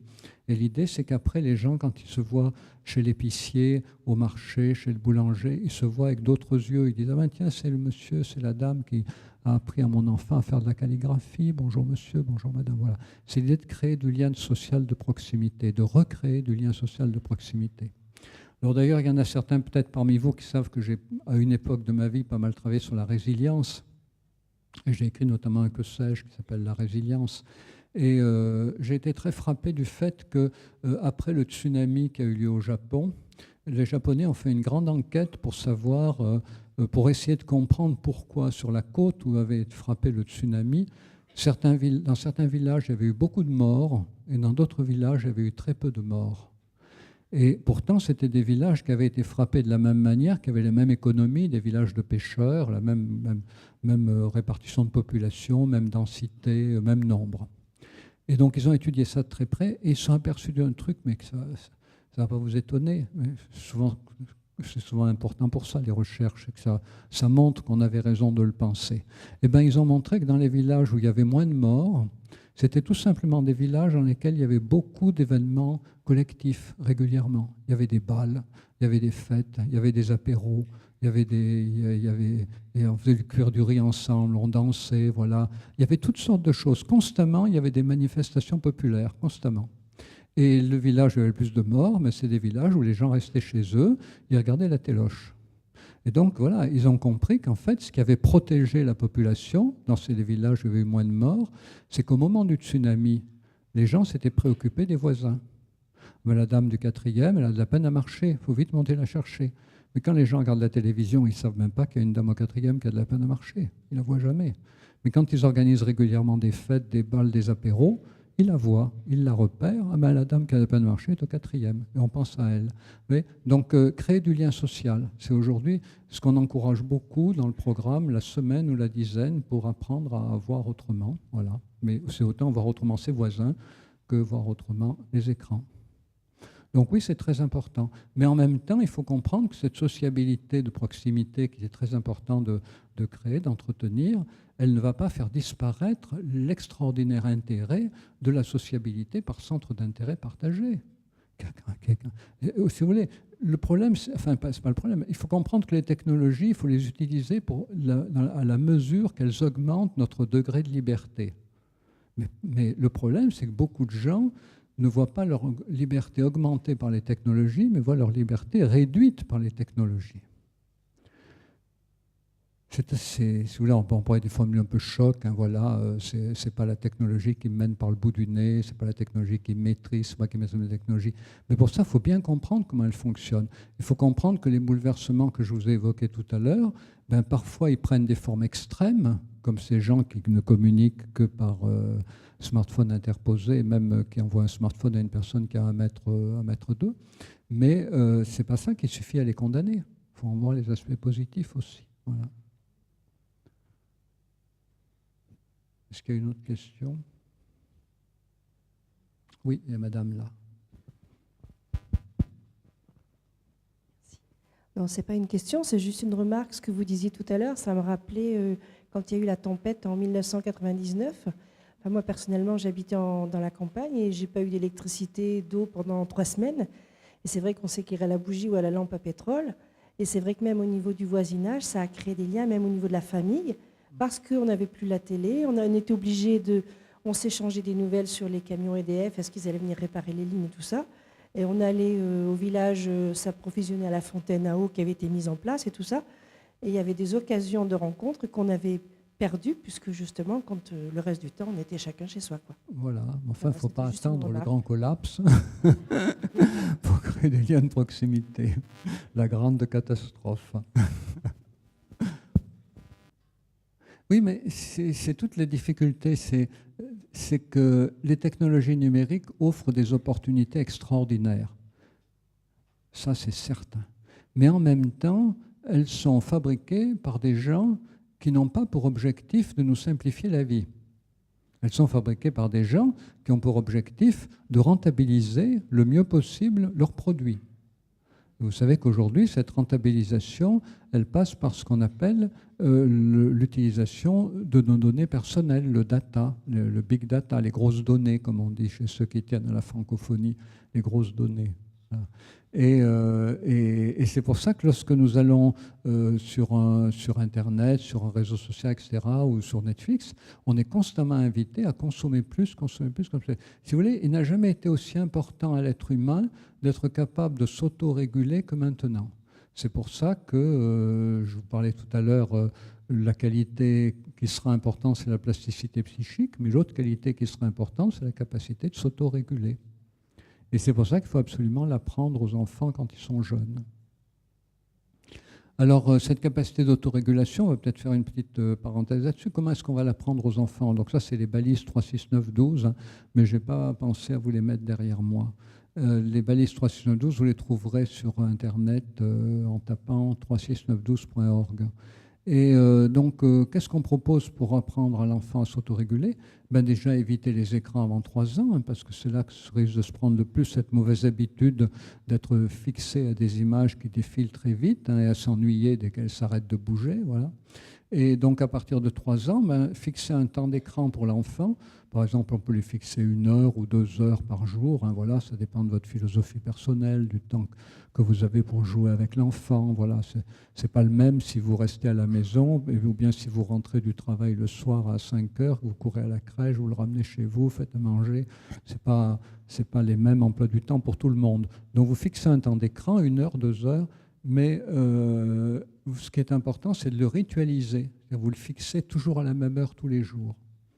Et sur le modèle alimentaire, on ne grignote pas toute la journée, on mange à heure fixe. De la même manière, on ne grignote pas des images toute la journée, on les consomme à heure fixe. Et évidemment, vous serez beaucoup plus crédible pour dire ça si vous vous êtes fixé pour vous-même un temps de consommation de vos écrans personnels. Donc, si vous avez un smartphone, éteignez-le une partie de la journée et allumez-le quand vous avez envie de regarder vos mails, d'écouter de regarder vos SMS, d'écouter vos messages, d'aller sur Facebook, d'aller sur Twitter. Mais dès que vous n'y allez plus, vous éteignez. Vous décidez que vous allez sur Facebook de telle heure à telle heure. Et à ce moment-là, vous êtes parfaitement en harmonie avec vous-même quand vous dites à votre enfant, les écrans, c'est en durée déterminée. Et donc ça, c'est le premier conseil. Alors, le deuxième conseil, c'est que vous allez nommer cette durée, puis vous allez nommer l'horaire aussi. Par exemple, si l'enfant à 3 heures de l'après-midi, il dit télé, télé, télé, non, on ne rappelle-t-on, on l'a fixé à 17 heures, voilà. Et puis, 17 heures, non, on regarde la pendule, voilà, il va apprendre à lire l'heure. Et pour que ça soit plus facile à gérer, si vous achetez une tablette, quand l'enfant a 3 ans, 4 ans, mieux éviter avant 3 ans. À partir de 3 ans, 3-6, c'est pas mal la tablette. Mais vous n'achetez pas une tablette à l'enfant. Parce que si vous lui achetez une tablette, il va la vouloir tout le temps. Puis si vous la lui reprenez, il va dire donner ses données, reprendre ses volets. Alors, comment vous allez faire? Vous allez lui dire, maintenant tu as 3 ans, on va acheter une tablette pour la famille. Parce qu'on en a envie. Tout le monde en a envie dans la famille. Si vous êtes famille monoparentale, moi j'en ai envie, tu en as envie, on en a envie tous les deux, on l'achète. Mais c'est la tablette de la famille. Donc ça veut dire que quand vous la confiez à l'enfant, pour son heure par exemple, entre 17 et 18, vous dites c'est la tablette de la famille. Et après, vous pouvez la reprendre plus facilement. Préférez aussi, alors c'est un peu ringard, mais préférez les DVD à ces horreurs que sont la télévision, les programmes soi-disant pour enfants, Netflix, YouTube, qui sont des trucs abrutissants. Abrutissants. Donc, préférez les DVD. Les DVD, alors, c'est les mêmes choses que ce qu'on voit à la télé. La différence, c'est que c'est plus facile d'en limiter la consommation à 1 épisode, 2 épisodes, 3 épisodes. Puis surtout, l'intérêt, le gros intérêt, c'est que l'enfant peut choisir son DVD, même s'il en a 2. Même s'il a la petite souris et l'intro-trop, il choisit soit la petite souris, soit l'intro-trop. Donc, il exerce sa capacité de choix, il choisit l'épisode, et d'ailleurs, en général, il réécoute très souvent le même épisode. Il revoit très souvent le même épisode, et ça fonctionne un petit peu, c'est assez incroyable, ça fonctionne comme l'enfant qui demandait dans l'ancien temps à un adulte de lui raconter toujours la même histoire. Il regarde toujours le même petit épisode. Vous dites, tu regardes encore celui-là? Oui, il regarde encore celui-là. Voilà. Et alors un jour, il vous le raconte, parce qu'à force de le regarder, il l'a compris. Et là, on est tout à fait dans ce que j'évoquais tout à l'heure, dans la compétence narrative. C'est-à-dire qu'il ne peut pas vous le raconter avant de l'avoir compris. Et il ne peut pas l'avoir compris s'il l'a vu une fois. Il peut le comprendre que s'il l'a vu plusieurs fois. Donc vous faites en sorte que il le voit plusieurs fois, puis il commence à vous le raconter, et puis là, il développe sa compétence narrative. Alors si vous avez un smartphone, et des fois vous trouvez un truc drôle, vous le regardez avec votre enfant, pourquoi pas, c'est bien. Mais ne prêtez jamais votre smartphone à votre enfant. Jamais, jamais, jamais, jamais, jamais. Pourquoi? Parce que plus vous lui prêterez, plus il le voudra. Et après, je vois des parents qui achètent un smartphone à leur enfant à 7 ou 8 ans. Je leur dis, mais pourquoi vous achetez un smartphone à 7 ou 8 ans? Expliquez-moi les raisons. Surtout les mamans me disent, écoutez, il n'y a qu'une raison, c'est que c'est le seul moyen de récupérer le mien. Donc, anticipez. Ne prêtez jamais votre smartphone. Enfin, la tablette, oui, c'est la tablette familiale, vous la lui mettez dans les mains, il l'utilise 1 heure tout seul, si c'est son temps d'écran, mais votre smartphone, jamais, jamais, jamais dans les mains de votre enfant. Jamais, ou de votre petit-fils, votre petite-fille, jamais, jamais, jamais. Parce que d'abord, c'est brouiller les repères générationnels, ils sont assez brouillés comme ça par les médias, hein. Et en plus, après, après vous cherchez où il est dans sa main. Voilà. Donc, ce que je dis aussi aux médecins, vous savez, les histoires classiques, la dame elle amène son bébé en consultation, le bébé, pendant que la maman parle aux parents, parle au docteur, le bébé ouvre le sac à main de la maman, prend le smartphone et joue avec. Donc, je dis au médecin, intervenez, dites, madame, si vous continuez comme ça, dans quelques années, vous serez obligé d'en avoir 2. La dame va rire, elle va dire 2 enfants, non, 2 smartphones. Excusez-moi. Oui, pardon. En fait, en vous écoutant, je me dis, on parle beaucoup des enfants et de la façon dont il faut les éduquer, mais il y a aussi une rééducation à faire pour la plupart des adultes, peut-être qui sont là aussi. Oui. Parce que la frustration, elle vient aussi beaucoup des parents.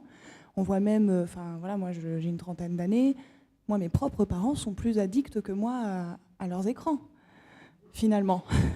Et c'est des conflits, parce que le téléphone est à table alors qu'on est en famille. Oui.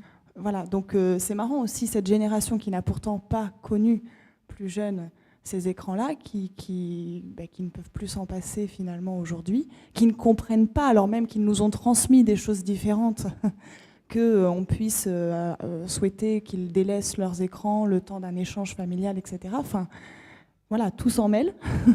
Et la question, c'est est-ce qu'il y a justement des études sur est-ce que c'est notre génération, alors 30, 40, 50, 60 ans, qui serait finalement pas plus addict à ces nouveaux produits que ces enfants est-ce qu'ils sont vraiment demandeurs de ces écrans? Si on leur posait véritablement la question, qu'est-ce qu'ils préféreraient? Posez-leur la question, vous verrez qu'ils préfèrent toujours avoir des activités partagées avec des humains plutôt que de rester devant un écran.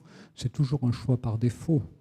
Même le Japon, qui est un pays extrêmement tourné vers la technologie, je voyais un Japonais il y a quelques jours, un psychiatre japonais, et je lui dis, parce qu'il voulait développer des consultations par Skype. Et je lui disais, mais par Skype, donc par écran et tout. Et je lui disais comment ça marche au Japon. Et il me disait, mais vous savez, les Japonais, ils préfèrent toujours les contacts de proximité réelle aux contacts par les écrans. Non, tout le monde, même si vous voulez, je vous le dis parce que c'était il y a 2 jours, puis ça contrarie l'idée qu'on a des Japonais.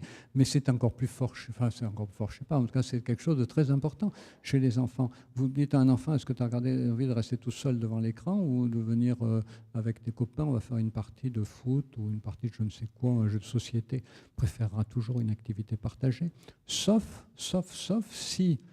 Pendant des années, il a attendu qu'on lui propose une activité partagée et personne ne lui a proposé. Alors là, le jour où vous la proposez, il vous dit non. C'est comme l'enfant qu'on vient chercher en retard à la crèche. Tous les parents, quand ils ont des enfants à la crèche, le savent. On arrive un peu en retard à la crèche. Votre enfant fait comme si vous ne voyez pas. Comment? Je suis là, je me suis dépêché, je suis là. Bon, j'ai 2 minutes de retard, mais j'ai couru pour être quand même à l'heure. Il fait comme si vous ne voyez pas. On attend, le bon parent, il attend que l'enfant ait ignoré. L'enfant a vu le parent, mais il l'ignore ostensiblement pendant un certain temps, et après, ça y est. Et donc, c'est la même chose. Un enfant qui a été privé d'activités partagées alors à un âge où il en avait extrêmement envie, c'est comme ça qu'il réagit. Alors, il y a un problème en plus en ce moment qui intéresse beaucoup, qui nous agite beaucoup autour de la prévention des dangers des écrans. Vous savez qu'il y a une 10-15 ans, l'accent a été mis sur les écrans et les adolescents. C'est ce que j'évoquais au tout début de ma conférence. Les adolescents apparaissaient tellement étranges à beaucoup d'adultes que plein de psys écrivaient des livres sur les dangers que couraient les adolescents. Ça se vendait bien. En fait, le recul montre qu'ils sont devenus, encore une fois, des adultes tout à fait bien adaptés. Ils étaient dans le premier grand bouleversement culturel. Alors, il y a des gens qui ont rempli les bacs des libraires avec des conneries sur les adolescents qui allaient mal avec les écrans. Et puis, depuis 2-3 ans, le focus s'est porté sur les jeunes enfants. Vous avez entendu peut-être vous avez vu ou entendu des alertes dans les journaux, sur Internet, sur les très jeunes enfants qui passent 5 heures, 6 heures, 7 heures devant un écran. Et donc, on s'alerte à juste titre. Mais vous savez que certaines études aussi montrent que lorsqu'un parent laisse son enfant 6 heures devant un écran, peut-être que s'il n'allumait pas l'écran, il ne serait pas non plus très bien en bon état pour s'occuper de son enfant. Pour ceux qui aiment le cinéma, je vous conseille un film qui s'appelle Ma vie de courgette. On y voit, c'est autobiographique, on y voit un enfant, sa mère, il est famille monoparentale, sa mère boit de la bière toute la journée, en faisant je ne sais plus quoi, mais elle est totalement incapable de communiquer avec son enfant autrement qu'en lui criant dessus. Donc cet enfant à l'époque n'avait pas la télé, mais il l'aurait aujourd'hui. C'est peut-être pas plus mal que de regarder la télé que de rester avec une mère complètement imbibée de bière qui vous crie dessus sans arrêt. Voilà. Donc, en tout cas, le focus s'est porté sur les jeunes enfants avec effectivement une alerte sur le fait qu'il ne faut pas les laisser devant la télé. Mais bon, déjà, moi, j'avais écrit Les dangers de la télé pour les bébés en 2006, dangers de la télé pour les bébés, non au formatage des cerveaux, pour dire qu'il ne fallait pas mettre les bébés devant la télé avant 3 ans. C'était le premier slogan de 3, 6, 9, 12, c'était pas de télé avant 3 ans. Donc, ce n'est pas vraiment nouveau. Mais c'est bien que ça soit venu en épingle. Pourquoi je vous raconte ça? Parce qu'on bascule maintenant dans un troisième moment, puisque pour rejoindre votre question sur les adultes. Ce troisième moment, c'est le fait qu'on s'aperçoit qu'il y a des enfants qui sont en effet plutôt bien tenus à l'écart des écrans. On évite de les mettre trop longtemps. Mais quand ces enfants grandissent et qu'ils commencent à parler, enfin de 3 ans, 4 ans, commencent à parler, les parents leur répondent toujours en ayant un œil pour eux, un œil pour leur smartphone.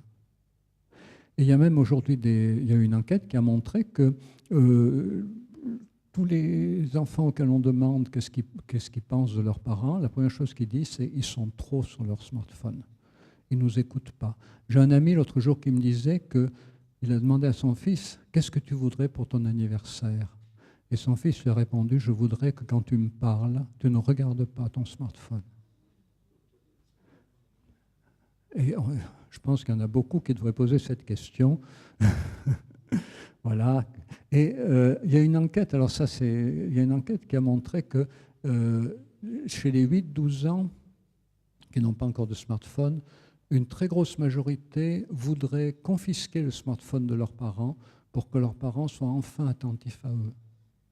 Et une autre enquête a montré qu'en autodéclaratif, quand on demande aux gens est-ce qu'il vous arrive de regarder votre smartphone quand vous parlez à votre enfant, votre jeune enfant, votre bébé, quand vous parlez avec lui, quand vous jouez avec lui, 52% en autodéclaratif reconnaissent que c'est le cas.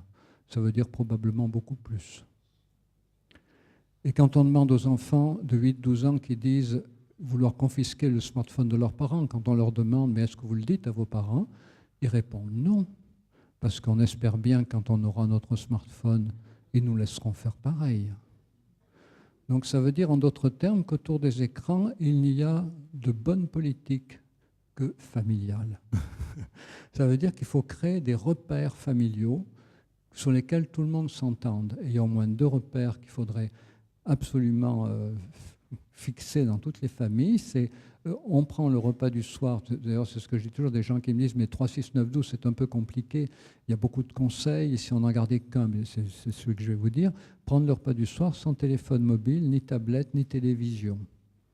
Voilà. Et d'ailleurs des études ont montré que c'est les enfants qui prennent le repas du soir avec leur famille, sans tablette, sans télé, sans smartphone, qui ont le meilleur développement psychosocial. C'est-à-dire même en termes de réussite sociale et scolaire, c'est pertinent. Et en plus, en termes de communication familiale, c'est formidable. Et le deuxième conseil, c'est ne jamais emmener son smartphone dans sa chambre. Alors, je vais vous dire après pourquoi. Qui emmène le sien, vous n'avez pas levé le doigt, qui emmène son smartphone dans sa chambre pour se réveiller le matin? Ah, pas trop. Il y a des gens qui lèvent la main comme ça parce qu'ils attendent que je les douche. Voilà. Oui, alors, si vous n'avez pas d'enfant, ça ne pose pas de problème. Je pense que vous êtes capable d'utiliser votre smartphone pour vous réveiller le matin. Mais dès que vous avez un enfant, ça pose un problème parce que votre enfant, évidemment, va faire pareil.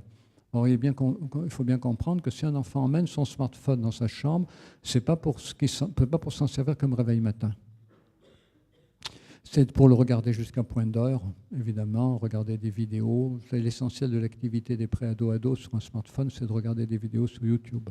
Donc, regarder des vidéos, éventuellement aller sur les réseaux sociaux, trouver un camarade insomniaque ou être réveillé par un camarade insomniaque, voilà. Et puis éventuellement mettre une alerte à 2 h du matin pour regarder à la télévision des choses qui ne passent qu'à cette heure-là.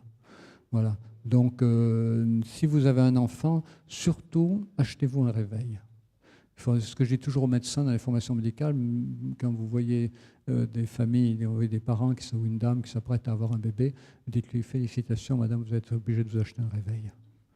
Parce qu'il faut habituer le tout petit à grand. Oui, excusez-moi, oui, il y a des mains qui se lèvent là-bas, je n'avais pas vu. Il faut apporter le micro. Parce que si vous dites, ben oui, mais j'en parlerai avec mon enfant quand il aura 6 ans, 7 ans, 8 ans. Oui, mais après, il n'est pas bête, hein. Il dit, je fais comme je t'ai vu faire pendant des années. Donc, il faut le faire très vite. Oui. Bonsoir.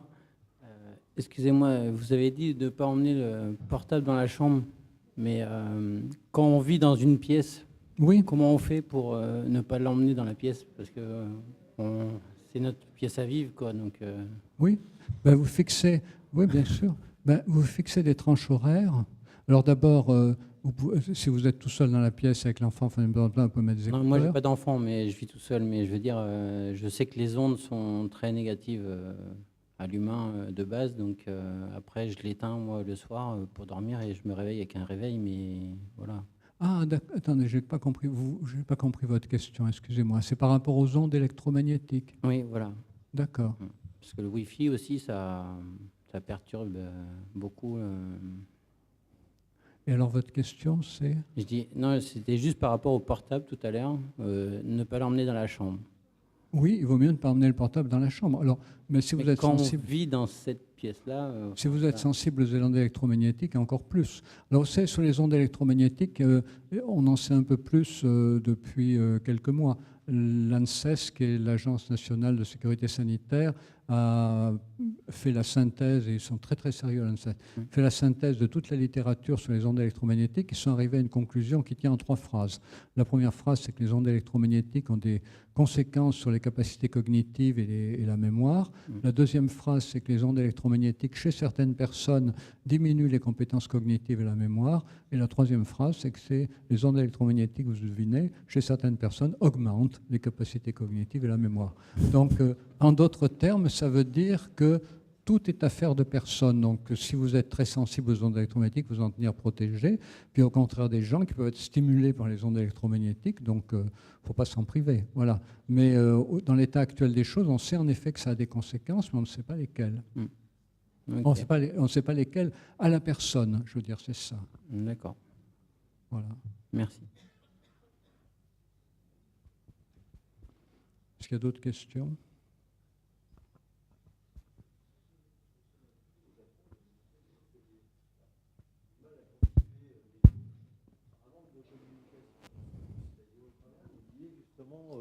Puisqu'ils étaient plus connectés sur leurs appareils, donc ils avaient du mal à avoir un relationnel direct. Ils passaient par des agences de rencontres. Oui, mais alors le Japon, ça ne préfigure pas ce que nous allons devenir. Le Japon est un pays qui a d'abord des traditions très particulières, hein, qui a notamment une tradition shintoïste qui leur permet de créditer tous les objets animés de mouvement d'avoir une âme, ce qui est complètement contradictoire avec notre tradition chrétienne. Et puis, c'est un pays où il n'y a pas de service de pédopsychiatrie, il n'y a pas de pédopsychiatrie, donc ça veut dire que Les enfants qui ne vont pas bien sont plutôt cloîtrés dans leur famille que menés voir un docteur. Il n'y a pas de pédopsychiatrie. C'est une culture de la honte. Ça veut dire qu'il n'y a pas de raccrocheurs. Vous savez, en France, il y a des décrocheurs et des raccrocheurs. Des enfants, d'un coup, ont des problèmes à l'école, ils n'y vont plus. Une semaine ou 15 jours ou 3 mois après, on essaye de les raccrocher. Alors, au Japon, un enfant qui manque l'école 3-4 jours, il n'y a plus d'autre solution que de le cloîtrer à la maison parce que c'est la honte absolue. Donc c'est une culture tellement différente de la nôtre qu'on peut difficilement extrapoler. Des choses, oui. Récemment, il y a un Japonais qui s'est marié avec une créature de fiction. Enfin, déjà, il y en avait eu, mais là, c'est un chatbot. Je crois qu'il s'est marié avec un chatbot. Alors, le mariage n'est pas officiel, hein, il n'est pas à la mairie, mais bon, ça donne lieu à une cérémonie. Puis, vous savez, ils sont très... Ils peuvent avoir plusieurs religions, les Japonais aussi. Ça, c'est complètement étranger à notre monde, quoi. Ils peuvent se marier dans un rite religieux, se faire enterrer dans un autre rite religieux.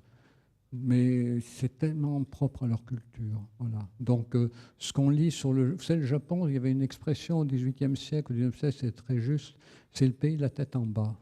Ils sont aux antipodes. Hein, voilà. Et donc, ça ne nous éclaire pas sur notre monde parce que leurs traditions sont trop différentes. En revanche, des études comme celle sur les conséquences du tsunami nous éclairent. Ils ont quand même la même préoccupation que nous au niveau de l'importance de la communication de proximité, même s'ils ne l'envisagent pas de la même manière que nous. Bon, pas d'autres questions. Alors, il y en a une en haut. Alors, pendant que vous portez le micro, parce qu'elle est tout en haut là-haut, je voulais vous dire un mot encore sur qu'est-ce qu'on connaît finalement des populations qui gèrent bien les outils numériques et qui les gèrent mal, en particulier pour les jeunes. Parce qu'il faut savoir, si vous êtes intéressé par savoir un peu mieux comment les nouvelles générations gèrent les outils numériques, il y a un excellent rapport qui a été fait par l'UNICEF. Et vous tapez sur Internet UNICEF, UNICEF Enfants Connectés, il est paru en décembre 2018. Et donc c'est un rapport qui conclut, après avoir épluché des tas de littérature internationale, qui conclut que statistiquement, les jeunes font plutôt un très bon usage de leur téléphone mobile. Statistiquement, les jeunes font plutôt un très bon usage du téléphone mobile. Et pour bien enfoncer le clou, le rapport de l'UNICEF choisit de dire qu'ils font un usage du téléphone mobile boucle d'or, c'est-à-dire ni trop, ni trop peu. Voilà. Boucle d'or, je pense que vous connaissez tous le conte. Voilà. Alors, en revanche, ça ne veut pas dire que tous les jeunes font un très bon usage de leur téléphone mobile, mais que statistiquement, la grande majorité fait un très bon usage de leur téléphone mobile. Alors, quelles sont les catégories de population qui en font un usage problématique? Donc, ça, on le connaît depuis peu de temps. Il y a 2 catégories de population. Ça va recouper ce que je vous ai dit jusqu'à maintenant. La première catégorie de population de jeunes qui fait un mauvais usage du téléphone mobile, un usage problématique, un usage compulsif, un usage stéréotypé, risque de basculer, perdre des plombes de temps sur des réseaux sociaux en échange inutile, se scotcher à des jeux vidéo idiots, etc. Quels sont ceux qui font un usage problématique du téléphone mobile? 2 catégories de population. La première catégorie, c'est les enfants issus de milieux défavorisés, probablement pour 2 raisons. La première que j'évoquais, c'est qu'ils n'ont pas été accompagnés dans la construction de la compétence narrative. On ne leur a pas beaucoup lu d'histoire, on ne leur a pas tellement raconté l'histoire familiale, souvent des enfants qui naissent et grandissent dans des milieux où on ne cause pas beaucoup, et plus encore, milieux issus de l'immigration, où raconter l'histoire familiale est très compliqué parce que souvent, elle a été tellement marquée par des drames graves que les parents sont noués et ne peuvent pas en parler.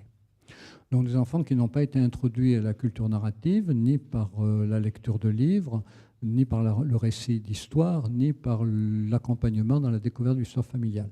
Et deuxième problème, des enfants qui n'ont pas non plus été accompagnés dans leur découverte des outils numériques.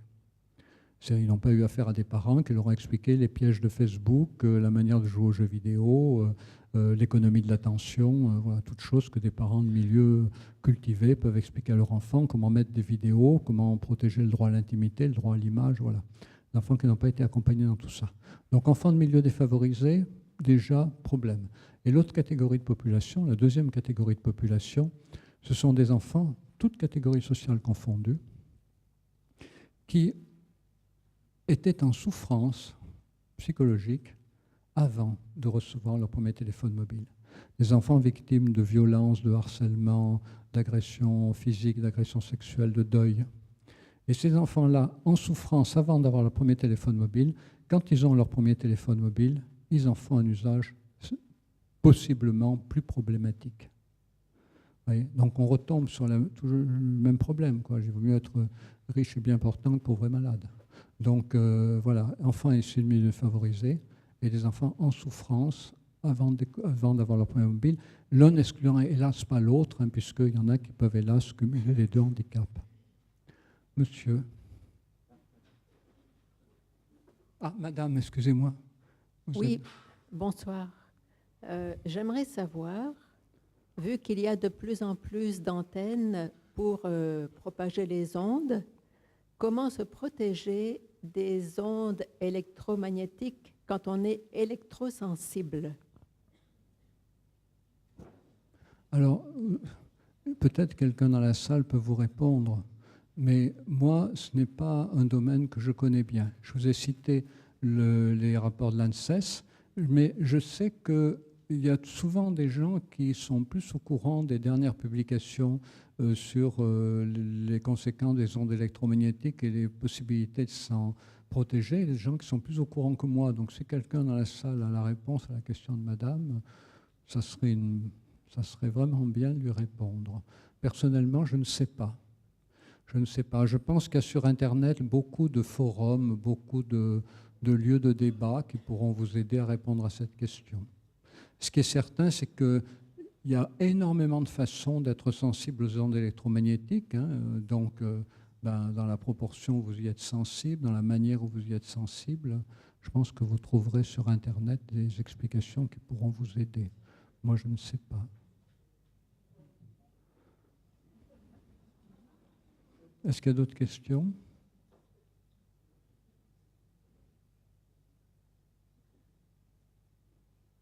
Vous savez, vous ? Non, non. Oui, mais elle peut le faire vous pouvez le faire faire par quelqu'un. Oui, il faut se connecter sur Internet. Effectivement, vous avez raison. Mais il y a un monsieur qui est aussi électrosensible ici, donc ils sont aux deux extrémités, ils peuvent se retrouver. Mais il faut demander à quelqu'un de l'entourage de le faire.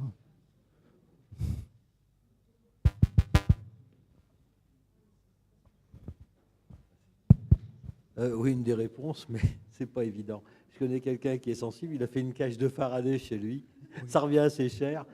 Sinon, c'est d'éviter tous les appareils qui émettent des ondes, hein, ça c'est reconnu. Et les gens qui sont très sensibles évitent de laisser leur téléphone allumé trop longtemps. Dernièrement, il y a des articles comme quoi il y a des gens qui ont gagné au tribunal en refusant le compteur Linky, le dernier compteur. Voilà, après, il faut regarder effectivement sur Internet, quoi. Sachez, c'est une très bonne question que vous posez, mais je ne suis pas du tout au courant. Mais ce qui est certain, c'est que le regard porté sur les personnes électrosensibles a beaucoup changé.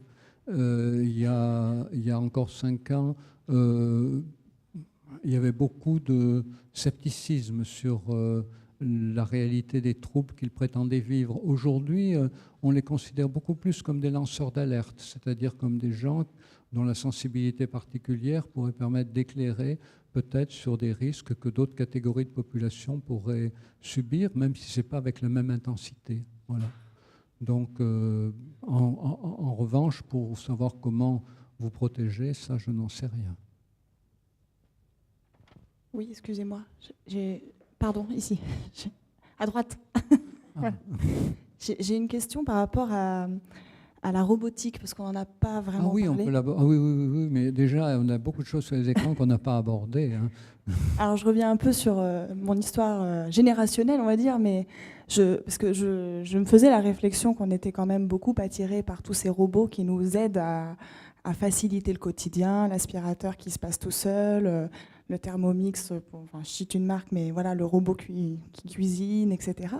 Bon, déjà, je me pose la question du sens, de qu'est-ce qu'on apprend et qu'est-ce qu'on désapprend, du coup, en utilisant ces robots-là. Et surtout, je me pose la question du temps, parce que je me faisais la réflexion, moi, ma grand-mère, elle est née en 1932. Je me disais, bon, en même temps, à une époque, les gens n'avaient que ça à faire, c'est-à-dire une partie des femmes travaillaient pas et avaient le temps. Ben non, mais c'est pas stigmatisant. Il y a eu une génération des générations de femmes qui n'ont pas travaillé parce qu'elles travaillaient à la maison. Bon. Mais en fait, c'est faux, puisque ma grand-mère, qui est née en 1932, elle avait une lessiveuse et elle travaillait. Elle travaillait encore plus que nous, hein, c'était pas les 35 heures. Donc la question du temps, en fait, dans une journée, pourquoi est-ce que nous, aujourd'hui, qui finalement avons des choses pour nous simplifier la vie, on en demande toujours plus? Est-ce qu'on est devenu plus feignant? Est-ce qu'on fait plus de choses? Et du coup, on a besoin d'accélérer ces temps passés à faire du repassage. D'ailleurs, je suis sûre que si on interroge des gens, il y a plein de gens qui ne repassent plus leur linge. Je me questionne en fait autour de ce robot, de ces plus et de ces moins, et nous, comment on existe par rapport à ça. Oui, alors là vous avez raison, c'est que les robots vont devenir le prochain challenge, et autrement plus compliqué que les écrans. Alors, pour vous en compreniez l'enjeu, il faut que vous sachiez que Google et Amazon, qui ont chacun fabriqué un robot conversationnel, et Amazon c'est Alexa, et Google, je crois que c'est Google Home. Et vous avez déjà vu des publicités pour Google et Alexa et Google Home l'an dernier à Noël, vous en verrez encore beaucoup plus cette année. Mais pourquoi je vous parle de ça? Parce que la campagne publicitaire lancée aux États-Unis par Amazon et Google Home, c'est la campagne suivante, c'est de dire... Mesdames, messieurs, les parents, ne mettez plus vos enfants devant les écrans. Tous les experts le disent. Les écrans les abrutissent. Les écrans les empêchent de penser. Les écrans les empêchent de communiquer. Achetez-leur plutôt un robot conversationnel. C'est actuellement les publicités lancées aux États-Unis pour promouvoir les robots conversationnels pour les enfants. Donc, vous voyez bien d'ailleurs au passage le côté très contre-productif de crier haro contre les écrans. Puisque si vous dites les écrans c'est toxique, les écrans c'est une drogue, les écrans font du mal à nos enfants, ben vous êtes ce que Lénine appelait un idiot, je ne sais plus comment il appelait ça, un idiot objectif, un idiot, mais donc vous êtes sans même vous en rendre compte, vous faites le lit des publicités d'Amazon et Google Home. Donc il ne faut surtout pas dire que les écrans abrutissent, que les écrans rendent idiots, que les écrans c'est de la drogue, surtout pas. Il faut dire que les écrans ont énormément de possibilités et qu'il nous faut apprendre à bien les utiliser. Et dès que les chatbots vont arriver, dès que les robots conversationnels vont arriver, on dira la même chose. Moi j'ai déjà la même chose. Les robots nous peuvent apporter énormément de choses, mais il faut apprendre à les utiliser. Donc on ne sera pas obligé de changer de discours, c'est le même. Toutes les technologies inventées par l'être humain ont été inventées pour lui simplifier la vie. Le problème, c'est les modèles économiques qu'il y a derrière. Regardez par exemple Facebook, les réseaux sociaux. Au début, c'était un truc formidable, les réseaux sociaux. Même le like, le pouce. On a plein de copains sociologues qui disaient « mais c'est formidable ». Quand on est dans un groupe, il y a des gens qui savent parler, qui exposent leurs opinions, et puis il y en a d'autres qui sont un petit peu gênés pour parler et qui disent simplement « oui ». Oui. Bon, ou qui disent non. Bon, et bien le pouce, on disait, c'est vachement bien. Ça permet sur les réseaux sociaux de fonctionner pareil. Ceux qui racontent, ils racontent. Ceux qui ont de la peine à raconter, ils se positionnent en disant j'aime pas. Le problème, c'est qu'après, la machine économique est arrivée derrière et Facebook, pour capturer toujours plus de données personnelles des usagers, a lancé un véritable harcèlement permanent des usagers pour leur faire dire j'aime pas. Vous voyez, le problème, ce n'est pas la technologie, c'est le modèle économique qui fait qu'il est détourné d'un usage humain vers un usage commercial non humain. Et les chatbots, les écrans, c'est formidable, mais les chatbots, c'est formidable aussi. Mais le problème, c'est que les modèles de chatbots qui vont arriver sur Alexa et Google Home, pour les enfants, ça va être un modèle scélérat. Ni plus ni moins que les écrans, pire que les écrans. Parce que votre écran, il transmet vos données personnelles quand vous l'allumez. Mais le chatbot, il transmettra vos données personnelles sans arrêt, parce que l'expérience montre que personne ne pense à l'éteindre. D'ailleurs, votre robot aspirateur, si vous en avez un, puisque madame parle de robot aspirateur, sachez que votre robot aspirateur, il aspire aussi vos données personnelles. C'est-à-dire qu'on l'a su, moi je l'ignorais, ça fait 15 ans que je dis méfiez-vous des robots. Et j'ai acheté un robot aspirateur parce que des gens de ma famille m'avaient dit c'est formidable d'acheter un. Et en effet, j'étais très content. Et un jour, j'ai lu dans Le Monde une demi-page expliquant que le patron des robots aspirateurs, une marque robot aspirateur bien connue, avait proposé à Google de vendre les données de tous les usagers des robots aspirateurs. Moi, j'ai découvert qu'il aspirait mes données. D'ailleurs, c'est le titre de l'article, robot aspirateur qui aspire vos données. Donc, il fait le plan de l'appartement, oui, il fait le plan de l'appartement. Et probablement d'autres choses. Alors, il n'y a pas de détails sur les données personnelles, mais le nombre de personnes qui peuvent être... Ils n'enregistrent pas vos voix, hein, j'espère, heureusement, mais le nombre de personnes qui peuvent être dans l'appartement, les obstacles, les animaux domestiques, peut-être, je ne sais pas. Voilà. Donc, le problème, ce n'est pas les robots. D'ailleurs, on a fait un colloque en 2017, on a publié les actes, on a fait un colloque robotique et santé mentale. Les robots apportent énormément de services dans le domaine de la prise en charge, peut-être ici dans l'hôpital psychiatrique, prise en charge des enfants autistes, prise en charge des personnes âgées. Et on a appelé les actes de colloque sont parus aux éditions RS, ça s'appelle les robots nouveaux partenaires de soins psychiques. Nouveaux partenaires de soins psychiques. C'est formidable tout ce qu'ils apportent. Mais en revanche, le problème, c'est que quand du personnel découvre qu'il peut travailler mieux avec les robots, il est content d'utiliser les robots.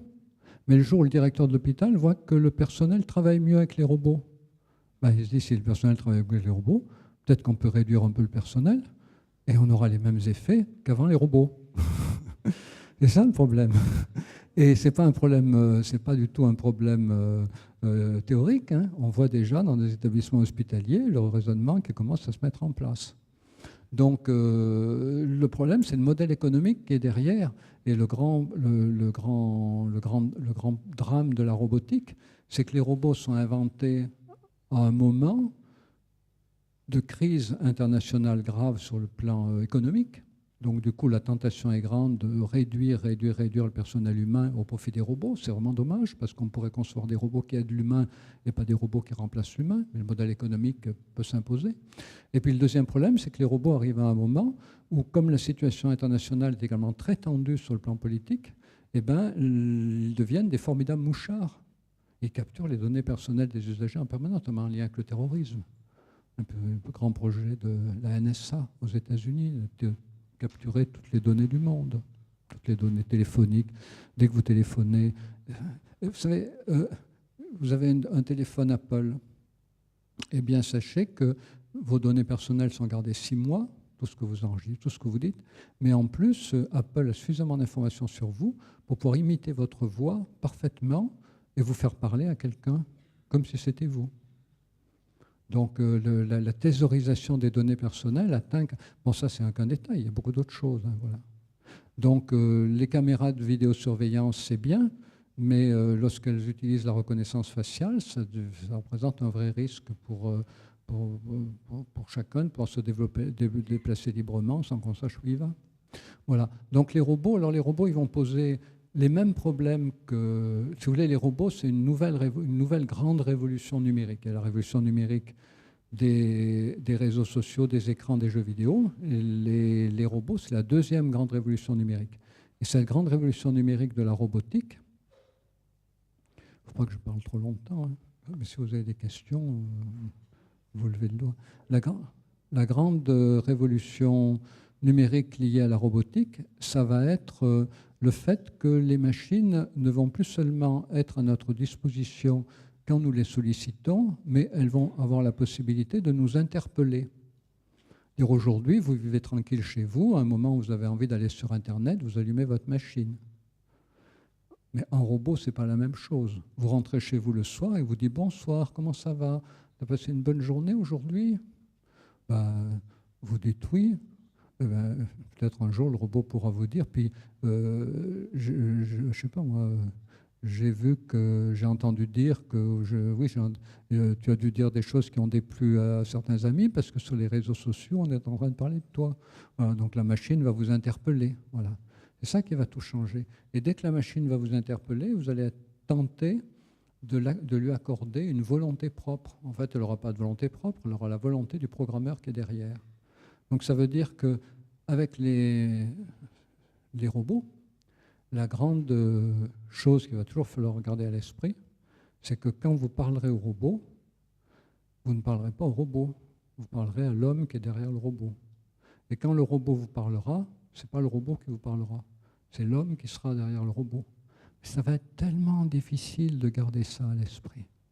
Ça va être tellement difficile de garder à l'esprit que l'homme qui parlera à la machine parlera en réalité à l'homme qui parle à la machine de l'autre côté.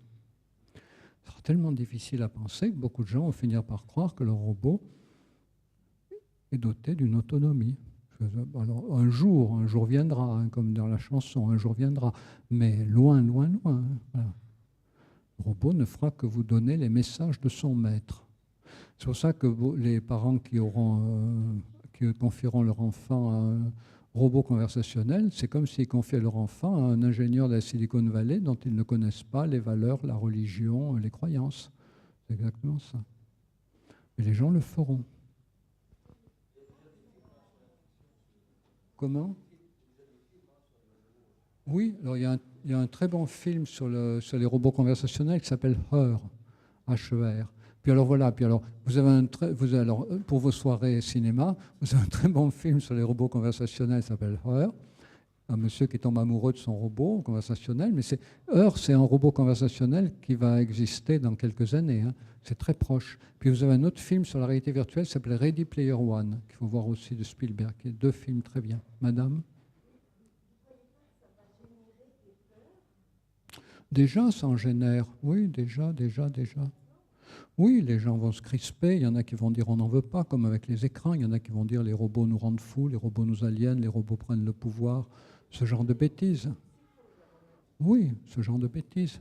Oui, mais c'est pour ça que c'est bien que vous soyez conscient du fait que ce n'est pas la technologie qui est en cause, c'est la manière dont les gens se laissent abuser par elle, mais les gens ne sont pas, hélas, responsables de se laisser aliéner par la technologie parce qu'ils sont d'abord aliénés par toutes les publicités qui l'accompagnent et qui font croire que les objets sont ce qu'ils ne sont pas.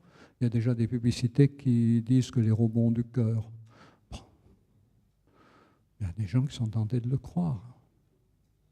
On nous vend bien des machines à laver intelligentes. Pourquoi on ne vendrait pas des robots qui ont du cœur ? Ben oui, des gens qui seront tentés de le croire. Donc voilà, la robotique, c'est exactement le même problème que les écrans, sauf que c'est déplacé. Si vous voulez, il y a le même rythme d'addiction, enfin d'addiction entre guillemets, il y a le même de robot-dépendance que d'écran-dépendance. Oui. Oui, donc du coup, c'est plus ce que je voulais dire. Avec les robots, donc, je veux dire, pour parler de cette psychose, je veux dire, ça a toujours été comme ça. Je pense qu'avec beaucoup d'innovation, disons, c'est un outil fait par l'homme pour l'homme, qui peut servir à bonne ou mauvaise chose. Mais est-ce qu'il n'y a pas une sorte de, je sais pas, commission, un peu comme pour la santé publique, un truc qui encadre un peu, justement, à quel but on utilise de telle ou telle technologie ? Si, bien sûr. Il y a beaucoup de comités d'éthique qui réfléchissent. L'Europe, les commissions européennes y réfléchissent. À l'ANSES, on réfléchit à la réalité virtuelle. Je suis expert à l'ANSES sur la réalité virtuelle. On a un petit groupe de travail là-dessus. Donc, sur la robotique, oui, il y a beaucoup de gens qui réfléchissent. Le problème, c'est que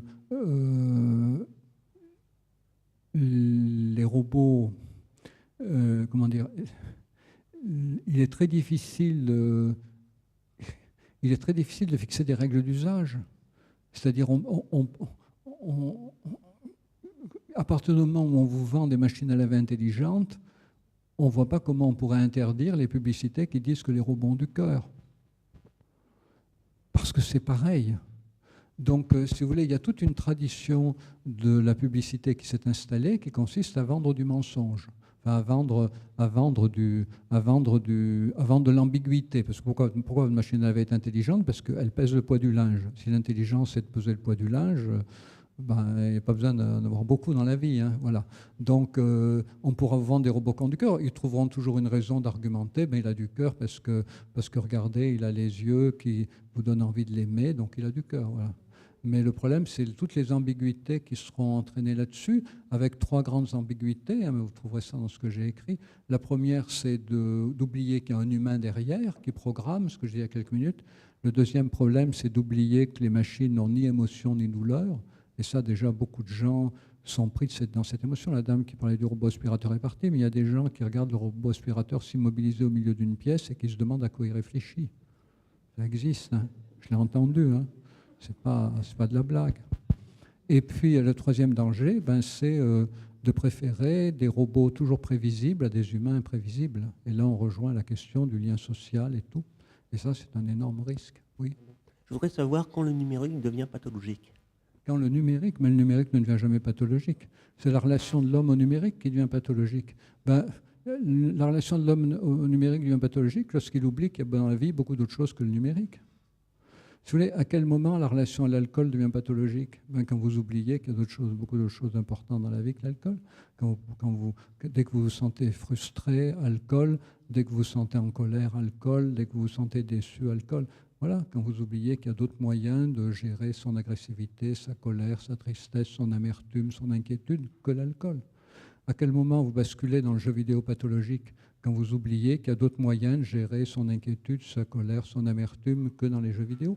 Les gens qui passent beaucoup de temps dans les jeux vidéo, ce ne sont pas des gens qui jouent par plaisir, c'est des gens qui jouent pour éviter de penser à ce qui les préoccupe. Je suis en rage. Ah, Call of Duty. Je suis triste. Call of Duty. Je suis incompris. Call of Duty. Personne ne me reconnaît à ma juste valeur. Call of Duty. C'est ça l'utilisation pathologique. C'est quand la réponse devient univoque. Et c'est comme ça qu'on bascule dans le jeu vidéo pathologique, c'est comme ça qu'on bascule dans l'alcoolisme, c'est comme ça qu'on bascule dans la boulimie. Voilà, je suis inquiet, je mange, je suis en colère, je mange, je suis amer, je mange, etc. Quand vous oubliez qu'à chaque question, il y a une réponse spécifique, et quand vous rabattez tout sur une seule réponse. Mais ça peut tout concerner, hein, ça peut concerner toutes les activités humaines. Il y a eu une époque où, moins maintenant, mais il y a une époque où les gens, quand ils étaient tristes, ils prenaient leur voiture. Quand ils étaient en colère, ils prenaient leur voiture. Et ils partaient à tombeau ouvert. Les jeunes, la mobilette.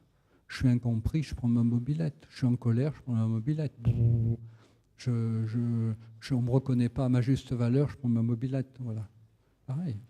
Alors, on ne parlait pas d'addiction, parce qu'il n'y avait pas derrière le fabricant de mobilette quelqu'un qui mettait tout dans la mobilette pour que vous ne puissiez plus la lâcher. C'est le problème avec les jeux vidéo. Mais sinon, la réaction humaine est la même. C'est toujours l'idée de chercher une solution unique à toutes les difficultés, une solution unique immédiatement accessible.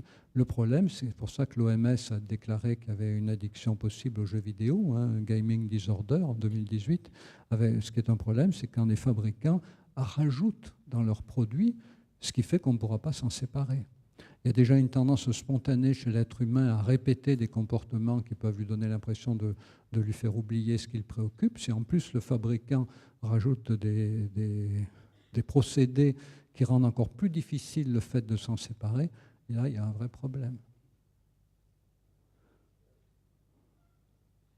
Bon, écoutez, je vois beaucoup de gens qui pensent peut-être que c'est l'heure d'aller manger, donc on va arrêter là. Oui. Merci. Merci.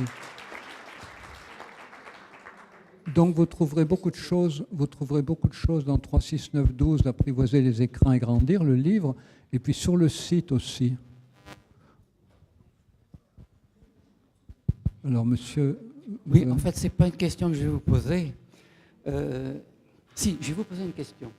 Avez-vous lu le livre de Laurent Alexandre, qui est docteur, dont le titre est La guerre des intelligences? Oui, je l'ai lu, bien sûr. Je l'ai lu hier soir, vous voyez. Non. Et quand j'ai vu et c'est pour ça que je suis venu vous voir. Ah, d'accord. Qu'est-ce que vous en pensez de ce livre? Alors, sachant que de ce livre, il n'y a pas que lui qui l'a écrit.